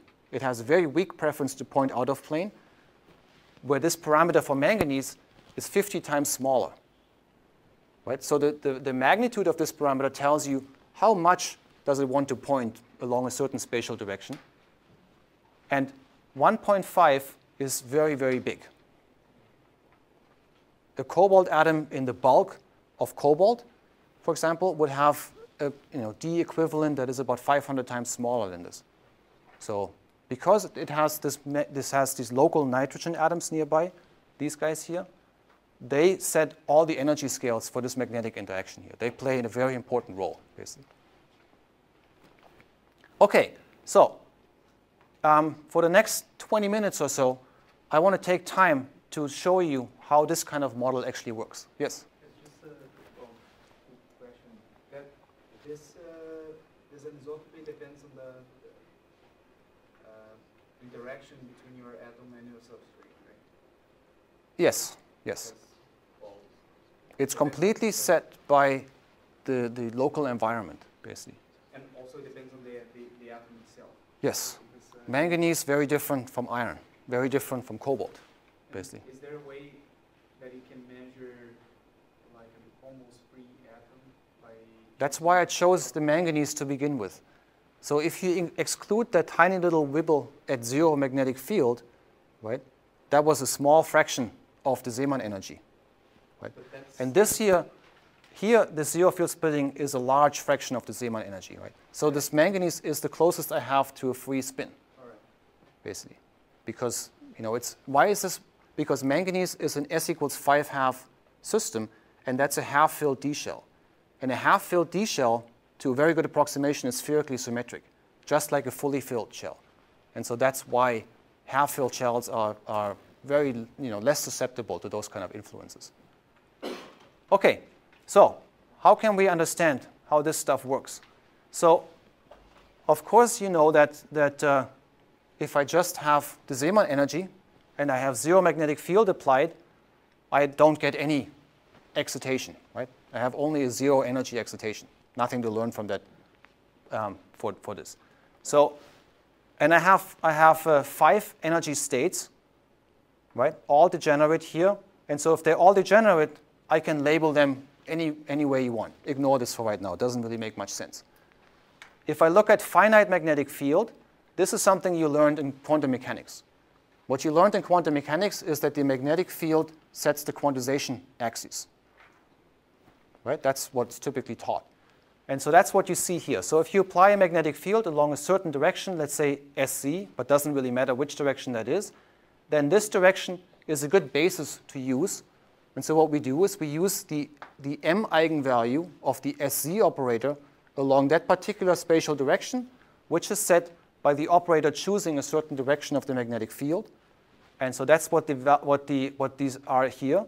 So M equals +2, +1, 0, -1, and -2. And those are very good, those are good eigenstates here, right? So the eigenstate corresponding to the ground state is 100% M equals +2. The ground state corresponding to the first excited state of 0.9 millivolts is 100% M equals +1. This is just repeating your basic quantum mechanics, just written down maybe a little bit differently, right? You all know this, basically. Okay, but now let's take a moment and look at this term, dsc square. Okay, and so I want to write this down a little bit for you to not go too fast here.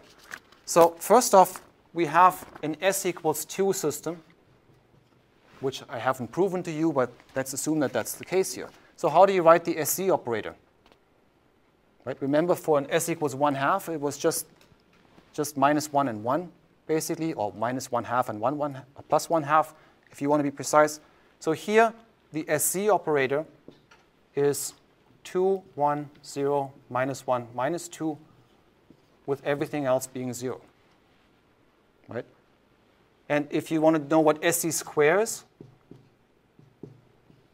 what? You can do the matrix product if you want. Right? Put another matrix next to it, do the matrix multiplication, and what you'll see is that this is 4, 1, 0, 1, 4. Everything else is 0. right? This happens to be the case because it's a diagonal matrix. Easy, basically. Just for shits and giggles, what if we want to use this and we want to know what's the energy SC square, d SC square, if I'm in the +2 state, right? I have to convert this to a vector because I'm using a matrix here. The vector that corresponds to the +2, that's written up here. That's 1, 0. That's the first line up here. Right? That's 1, 0, 0, 0, 0.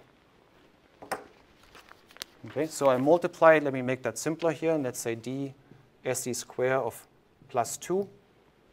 All right, so you get my d here. And SC square is this matrix. And I have, what did I say, +2, 1, 0, 0. Right? Do the matrix multiplication here. And you get 4 times 1, 0, 0, 0, 0. So this is an eigenvector of this operator with eigenvalue 4. Right? Do the same for the minus, m equals -2 state. You also get 4. Right? So you have a twofold degeneracy of these states. Nothing magic about this, just simple matrix multiplications, basically. Yes. Yes.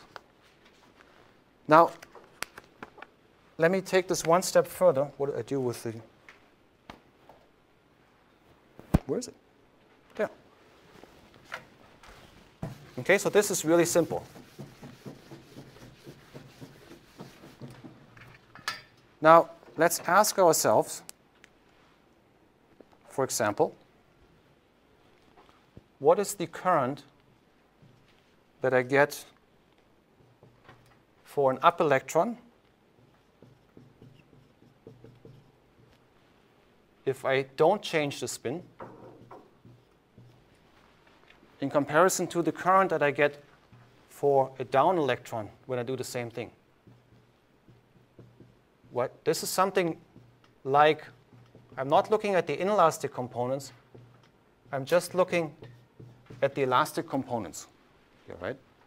So those are 4 of the tunneling processes that we have to worry about if we want to calculate the current here. Now, we can do this, right?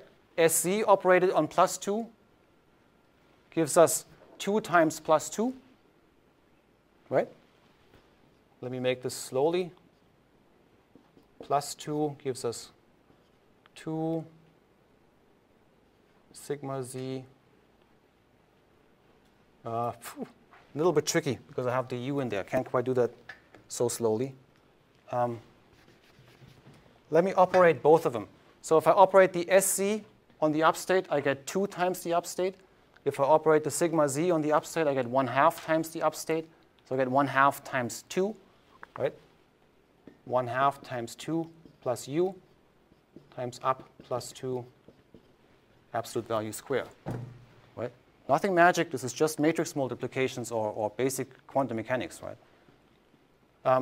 Now, so this basically gives you, if you do one step further here, gives you something like, right, this is now just numbers.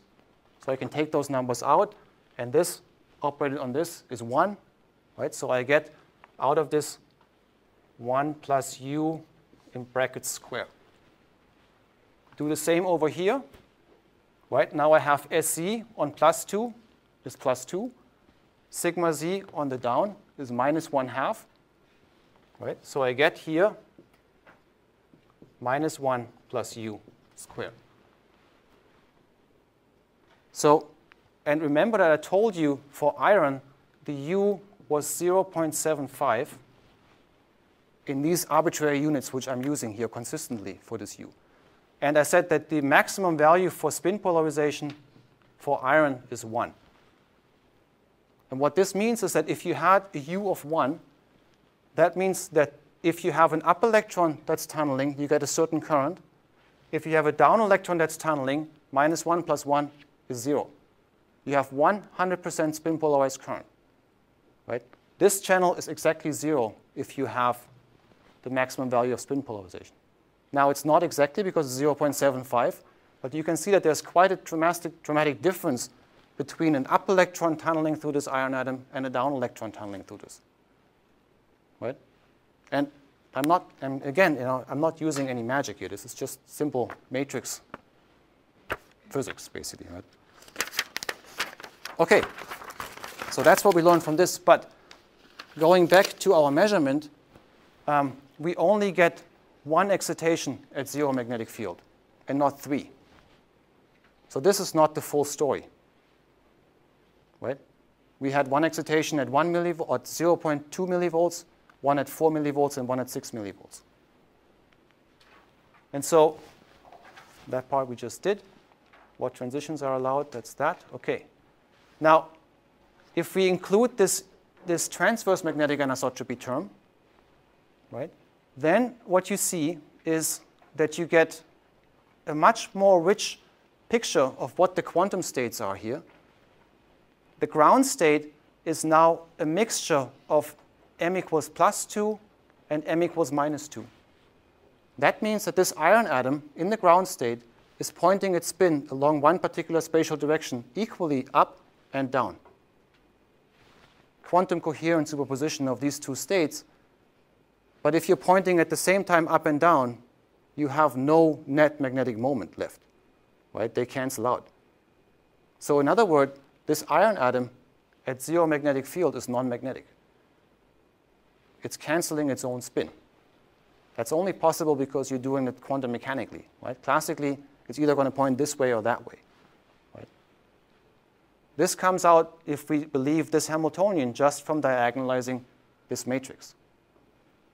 If you look at the first excited state here at 0.17 millielectron volts, that's also a superposition of +2 and -2, but with a different phase here, with a -1. Right?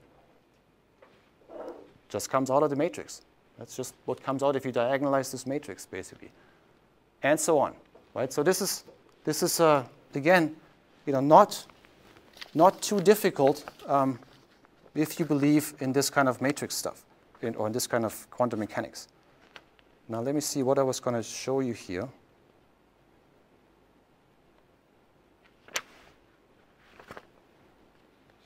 Okay. Let me not write this down because I do want to show you the second part too here. Now, I showed you the SZ operator, right? That's the 2, 1, 0, -1, -2. You can also look up what the SX and the SY operators are, right? Those have 0 on the diagonal and have some finite values on the 1 off diagonal. This is just looking up in the textbook, basically, what is SX and SY for these guys. Now, you can matrix multiply, which I actually did, paper and pencil kind of guy that I am. You can just multiply it by itself, and you get this matrix out for SX square and this matrix out for SY square. They're not diagonal, so it's not trivial. You can't just square these components here and get your matrix out, right? That doesn't work. You have to actually do the matrix multiplication here. Then we can look at this term as actually E times SX square minus SY square, right? So we look, SX square minus SY square has only 6 components in that matrix here. And so then our full Hamiltonian, excluding magnetic field, is DSC square plus E SX square minus SY square. This term here gives you the diagonal elements, and this guy here gives you these off-diagonal elements, right? You can just do that. That's not difficult, right? You can just calculate this, and then you can diagonalize this matrix that I did not do myself, right? That's beyond my powers of matrix algebra or something like that. But you get out that this is the ground state if you take this and put in the D and the E value that we measured, basically. And this is the first excited state of this. All right? So this is again, not particularly difficult. But what I want to do now, for a second here, is I want to show you what happens when I operate the S plus operator here on this guy. Remember that one of the terms that we had is S plus operated on the ground state, and then we can ask what that gets. So S plus operated on the ground state, ground state.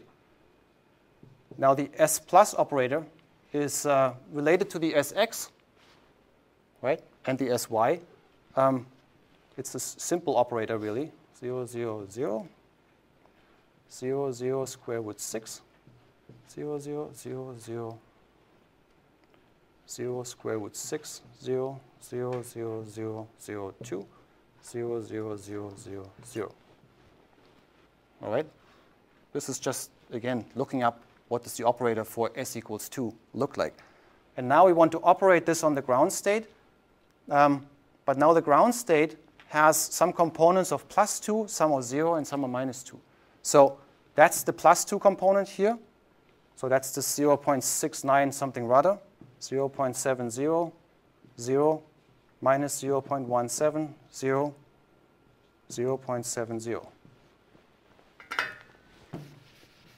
Right? This is just another way for writing this. Exactly the same thing.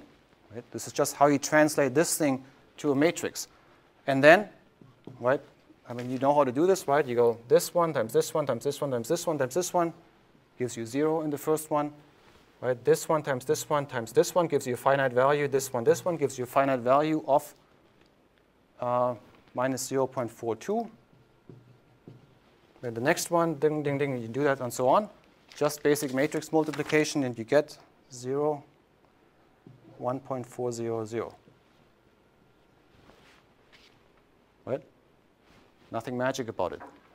And what this, another way to write that is basically times minus 0.42 times plus 1 plus 1.40 times minus 1. Just the same thing, basically. Now, the next state that I have here, one higher than this, is, I'll go back to this in a second. So the next higher state, I want to skip that, is, I don't have this written down here. If I go back, if you go back to this one here, so this is the ground state, first excited state, the second excited state. That is a state that has +1 and -1 components in it, right? And remember, for our overlap, we always have final, and then the S plus here, initial absolute value square. And so you can project, this one is, we just calculated this, you can project this on the final state, and you see that that has a lot of overlap with the final state that has +1 and -1 components. Yeah? What's that again? Why is it not normalized? Because I'm very sloppy. I'm very sloppy when it comes to H-bars and normalization and so on. Because this state, the ground state is normalized in 0.69. Right. This one probably has a factor of square root something missing in the normalization. Right. I'm just sort of trying to highlight kind of the ways that this works, basically, not to be used for actual computations, right? Now, this is what we get out of this, and if you want to do this overlap here, you just get the +1 component overlaps with this +1 here, 0.71 of this, and this one over here, and you get a finite value coming out. Right? So that means with the operator S plus, we can go from the ground state to the second excited state. And we can also go to this excited state with these operators. Also a mixture of +1 and -1. And the last one has only a component of m equals 0. And we can't reach that at all with our interaction Hamiltonian. Right? We don't have a way to make it to m equals +2 with only one S plus from the ground state. Right?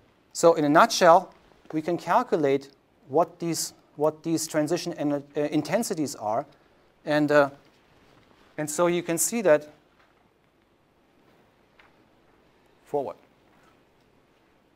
So from the ground state to this one, we have a large overlap if we operate with the SZ operator, the elastic part, which I called elastic. Right? It's not elastic because it's changing the energy, but it is non-spin flip, basically.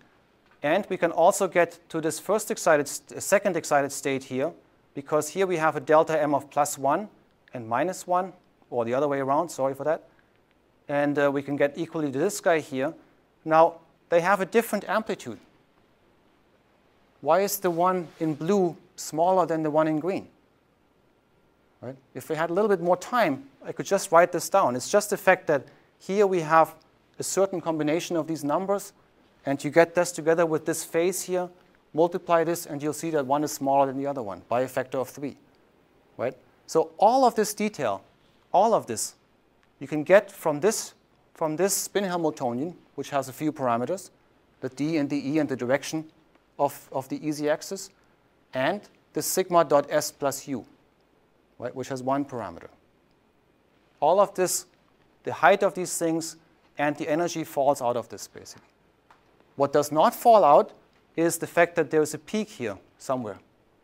Right? It's not just a step, it's a peak also. And that goes back to this maybe Kondo effect kind of thing, which I don't fully understand. Well, I don't understand, not fully. I mean, I don't understand it. Not even halfway, basically. Okay? So in a nutshell, using relatively simple matrix stuff you can look up in a simple textbook, basically, you can get this full understanding relatively easily. Okay? Let me skip this part here. Because, well, one of you guys asked earlier, how do we know the differences, right? I showed you the manganese and the iron. I mean, they're very different. You can definitely tell them apart. A cobalt atom, also very different. Right? So once you know who is who, you can actually tell them apart relatively easily. And the copper atom is just flat, because it's a spin 0 in this case. Okay? So I'm sorry I'm going a tidbit faster here, because it's 20 minutes to beer time.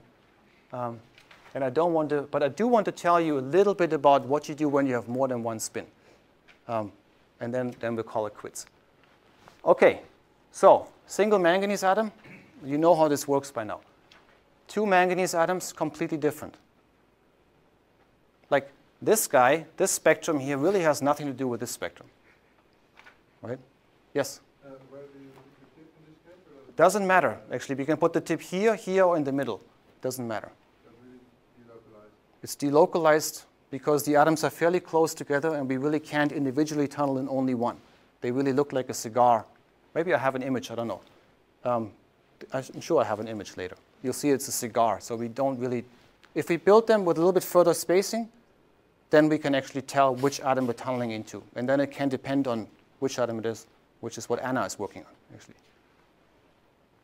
in Delft, not in my lab. Okay, 3 atoms, very different again, right? Sort of has a little feature in the middle, similar to the single one, and has some big energy stuff, maybe similar to the dimer. And 4 atoms, different again, right? So spectroscopically, if we know what we're talking about, they're very different. If we do our experiment carefully, we know exactly that it's 4 atoms and not 3. Right? And that's an experiment, if you try to do this with other techniques other than STM, it's very difficult. Right? If you want to make a spin chain, and you want to, there's some materials that behave like spin chains, but that chain has a certain length. And if you want to make that length one less or one more, you have to talk very hard to your chemistry friends or materials friends to make that material. It's very difficult to do. Right? So we can do this here because of this combination of atom manipulation and local spectroscopy, basically. Okay, so what can we understand about this? Going back to the dimer here, first observation is this is 0 field, 4 Tesla and 7 Tesla. First observation, around the energy where the single manganese atom does all of its physics, all of its spin physics, namely plus minus 1 millivolt, nothing happens in the dimer. Right? Looks like it's non-magnetic, again, like the iron atom, basically, at 0 Tesla. Now, if we look at the higher magnetic field, at 7 Tesla, it looks like we have actually 3 steps. This one here at 5 millivolts, this one at 6, and this one at 6.5 maybe. Right? Just observation. I mean, no interpretation of this at this point. And so we can plot what is the center of this step and this step and this step as a function of magnetic field. And we can do this maybe down to 3 Tesla, and you can see that we have one step that stays constant, one step that goes up with magnetic field, and one that goes down. Right? And that, again, should look familiar to you. That looks like an S equals 1 system. Right? S equals 1 has quantum numbers m equals +1, 0, and -1, and they would behave exactly like that. So what's happening here?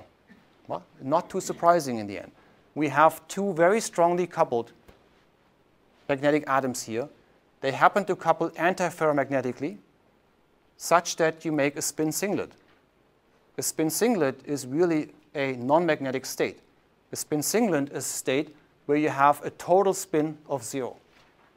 That doesn't mean that the manganese itself is spin 0. You can take 2 electrons, right? First electron is up, second one is down, minus, second electron is down, first one is up. That's a singlet state for 2 electrons. And that has no net spin. The total spin of this state is 0. Right? So that's what the ground state is like. It's a spin 0 state. And then the first excited state is an S total equals 1, made out of 2 S equals 5 half manganese atoms by making magic combinations of spin states, basically. And then you can get 3 quantum numbers, and they all have allowed transitions according to our spin interaction Hamiltonian.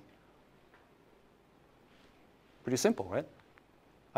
So we use the Heisenberg interaction, J S1.S2, as a way to model this kind of system. This is simple. Heisenberg interaction is S total is S1 plus S2, right? That's just the definition of S total operator.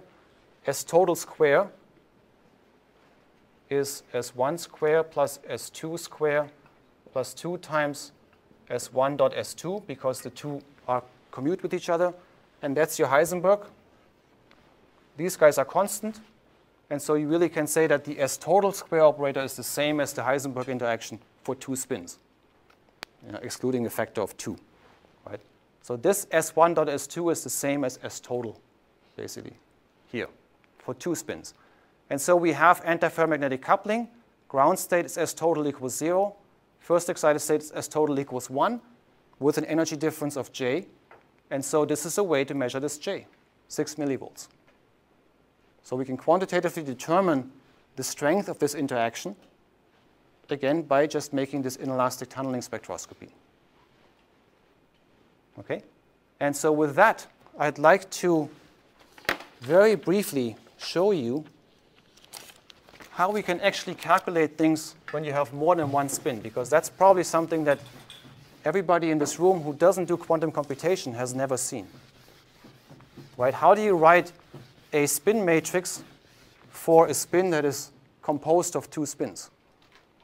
Right? I mean, the quantum people here, I'm sure, have seen this, but the other guys, you probably haven't seen this. So let me go back to the X operator, sigma X, for a single spin 1/2 particle is 0, 0, 1, 1.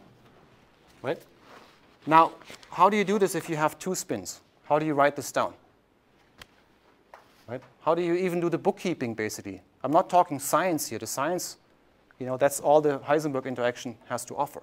But how do you write this down? How do you diagonalize a matrix that has more than one spin in it? How do you do the bookkeeping? How do you set up this matrix, basically? Right? So if we take 2 spins, right? If we take 2 spins,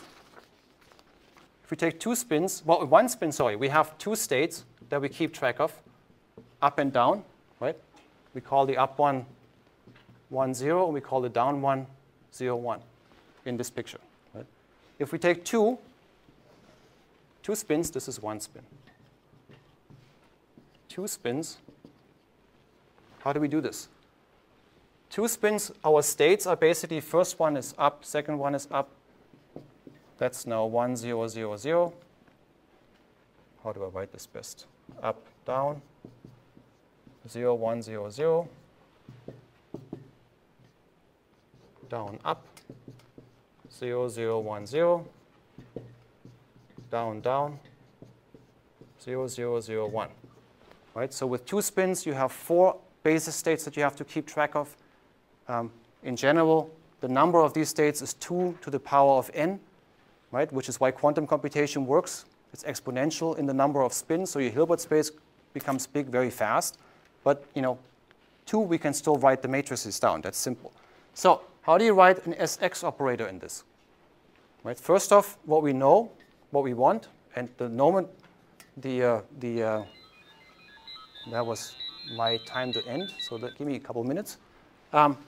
So if I want to flip the first one, and I don't want to flip the second one, right, I can write this as a sigma operator on the first guy and an identity on the second guy. And I know that my outcome of this should be first one flipped, second one not flipped, because the sigma x is a flip operator. Right? But how do I make this matrix here? And that's actually not that difficult. If you keep this definition, basically, this is not science, this is just definition in bookkeeping. So how do you make this operator here? So basically, what you want to do, the sigma x is this guy here. So you set up your matrix 0, identity, identity 0.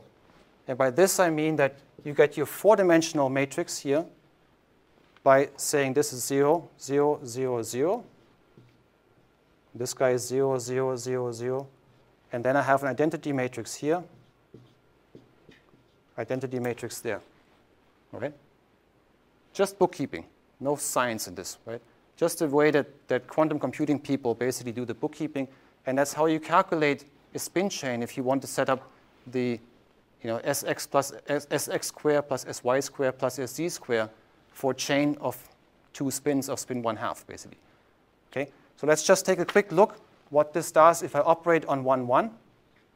Right? 1, 1 is 1, 0, 0. Right? So 1, 0, 0. First line is 0. Second line is 0. Third line, I get this one times this one is 1. Fourth line is 0. Look at this again. That's just down, up. Right? Final thing. What if we want to operate on the other guy? Right? We want to flip the second one. Then I do identity times sigma x. And my matrix looks, first I do the identity. So I get sigma x, 0, 0. And then I fill this into my full dimensions. Sigma x is 0, 1, 1, 0. This is 0, 0, 0, 0. This is 0. And then I get another sigma x here, 0, 1, 1, 0. Right? That's different than this matrix here, because somehow the matrix has to do the bookkeeping for you, which operator you're actually operating on, which space you're operating on, right? Does that work? Well, let's do the same thing. We operate on 1, 1, 1, on up, up, right, which is 1, 0, 0, 0. And we get this guy is 0. This one is 1. This one is 0. This one is 0. If you look that guy up, that is the second one there, which is up, down. Right?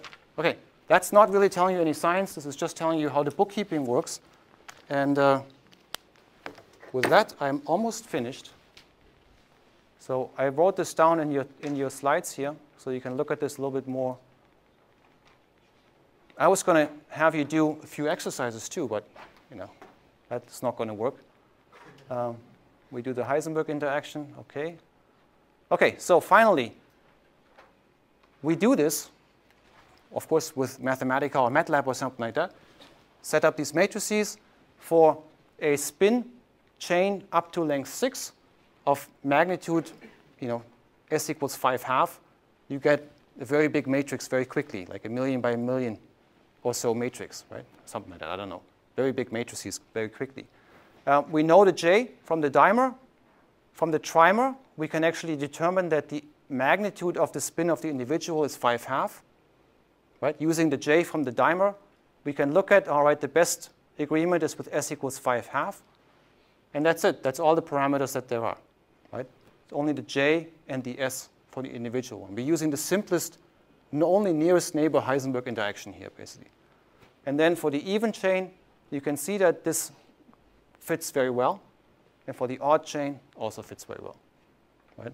So if you want to do this, you have to know how you translate this into matrices and how you diagonalize these matrices, right?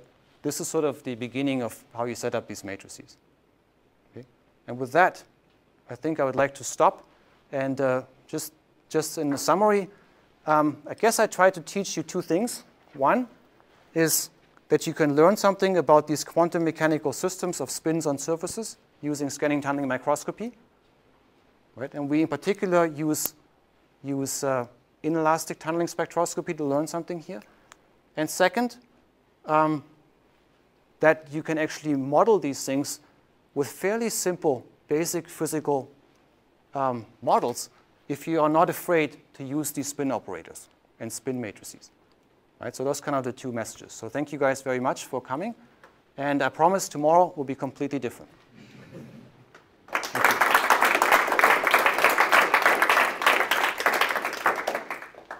So I think we have about 10 minutes or so. Actually, 5 minutes. So, please shoot. I was wondering, like, in the end, you probably want to go into the direction where you can also see the coherence, like the phase.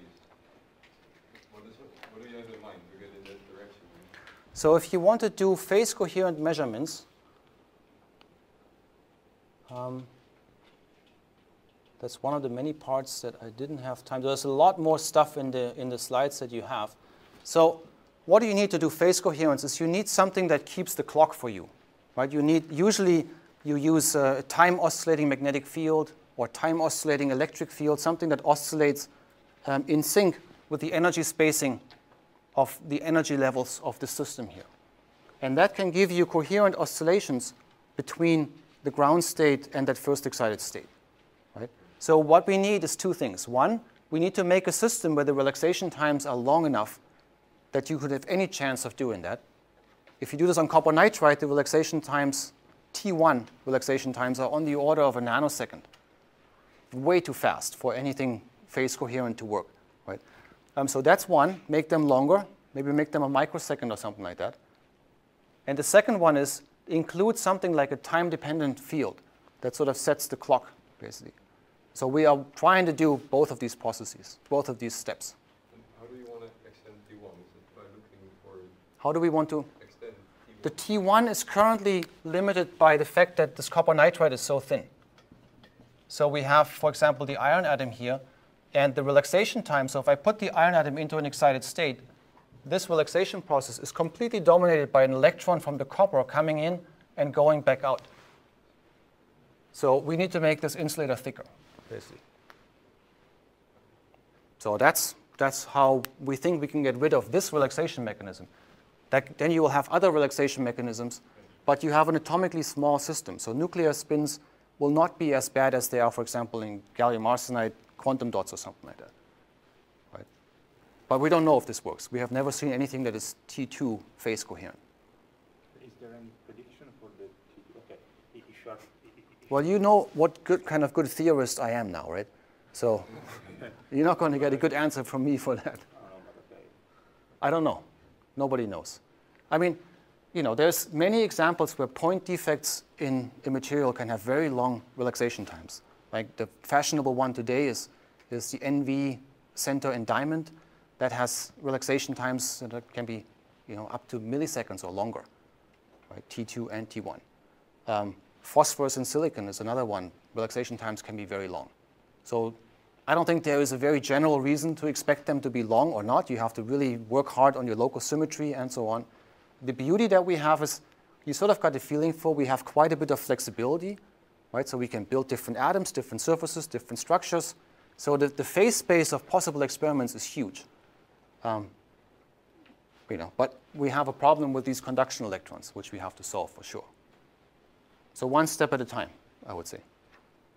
So what's the biggest downside of increasing this insulating? Things become more difficult. Yeah, I mean, part of your SCM, right? Right, that's right. So you need to find a balance. Of course, we want to be able to tunnel through this. So we need to find a balance where we can still get enough current through this to do our measurement, but where this process here becomes long enough that it doesn't really matter. And so what we're doing is, on copper nitride, we can't make this any thicker. It's just self-limiting to one layer. Pain in the neck, but that's the way nature works in this case. And so for other materials like magnesium oxide, we can make them 1, 2, 3, 4, 5 layers thick. And then we're in the process basically of measuring these things that I told you here as a function of the thickness of these materials. Right? Sort of the space of experiments that I showed you is maybe 5 years of work. Yeah? So this is not fast, basically. But if you change, instead of copper, use HOPG graphite, for example, would you expect to change anything? Oh, it certainly will change everything, right? I mean, I think you got a feeling for that the local environment plays a very important role, right? HOPG is probably hexagonal, if I'm not mistaken.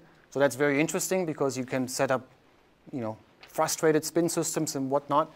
I haven't done it, so I don't know if that would actually work. The magnetic anisotropy will also be different because the symmetries are different. You probably don't get charges nearby, like the nitrogen atoms, so magnetic anisotropy will probably be much less. So you can see I can make speculations, but one has to try it. Right?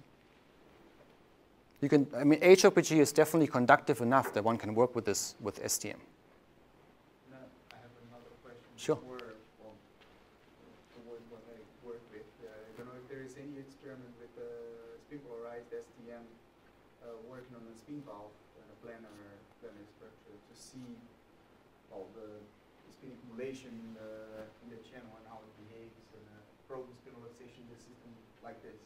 There is a vast amount of stuff known about spin polarized STM. Right? I mean, the most prominent group in that respect is in Germany, in Hamburg. We've done quite a bit of work with spin polarized as well. So, add another layer of spin polarized stuff on top of this. Now, to actually see a spin valve, so basically you want to make a planar junction, and then it's a planar structure. You're injecting a current to this side, and you create a spin accumulation that will decay over a length. So the problem will be that you don't have two tips, right? So if you use your tip for the injection, you can't measure away from the tip what is. Yeah, so you'd have to do that. So you'd have to make a lateral structure, and that has not been done as far as I know. Right? Anytime you go for, this level of more complexity, it becomes very difficult. These experiments work beautifully in UHV clean samples, right? No dirt at all. That's what we can do with STM. As soon as you do lithography or any, stuff like that, the world becomes much more difficult for us, basically. This is probably the best answer to that.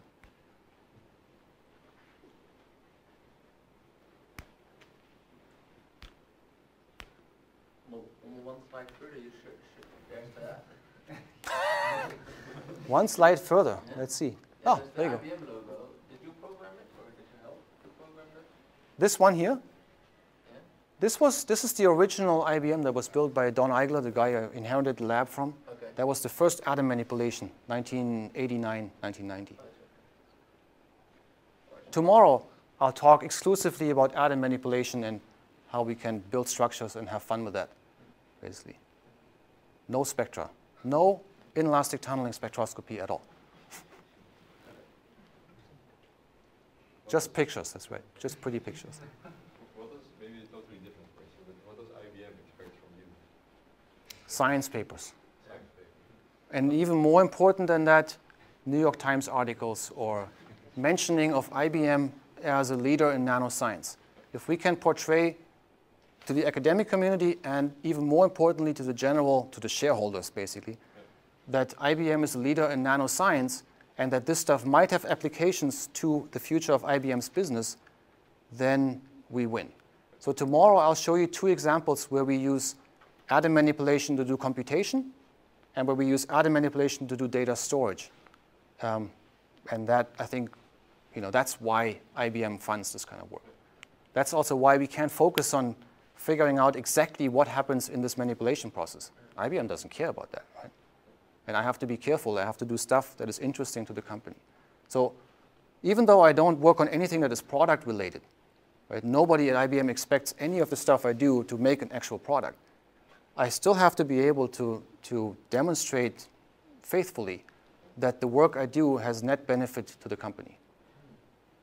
So in principle, you work in the marketing department? Yes, yes. I often say that I actually work for the marketing department, yes. Of course, the marketing department doesn't pay for it, but they should. I mean, maybe some of you saw the movie that we made, The Boy and His Atom. That was actually paid by the marketing department. That was approximately $1 million kind of budget to promote this and produce this and all that stuff. Because it's a marketing firm that's involved in it, and they have a lot of. It's not IBM's. I mean, this is, you know, we use a commercial marketing firm in Manhattan, and you know, I don't know how much. I don't know the number basically, right? But it's definitely more than $100,000. They were involved in this for about a half year with probably, you know, 5 to 10 people. That's a lot of money. Right, to set up all the PR that went with it, come up with the idea, design it, you know. So the actual moving of patents was probably done by a couple of PhDs? That was just done by us, basically. 4 people in the lab, 10 days, right? Well, we didn't get any money for it, of course. We get paid. That's the money we get, basically. Okay. Thank you guys very much. I'll be around tomorrow and on Wednesday, so if you guys have more questions, feel free to approach me, and let's have some beers. Thank you, guys.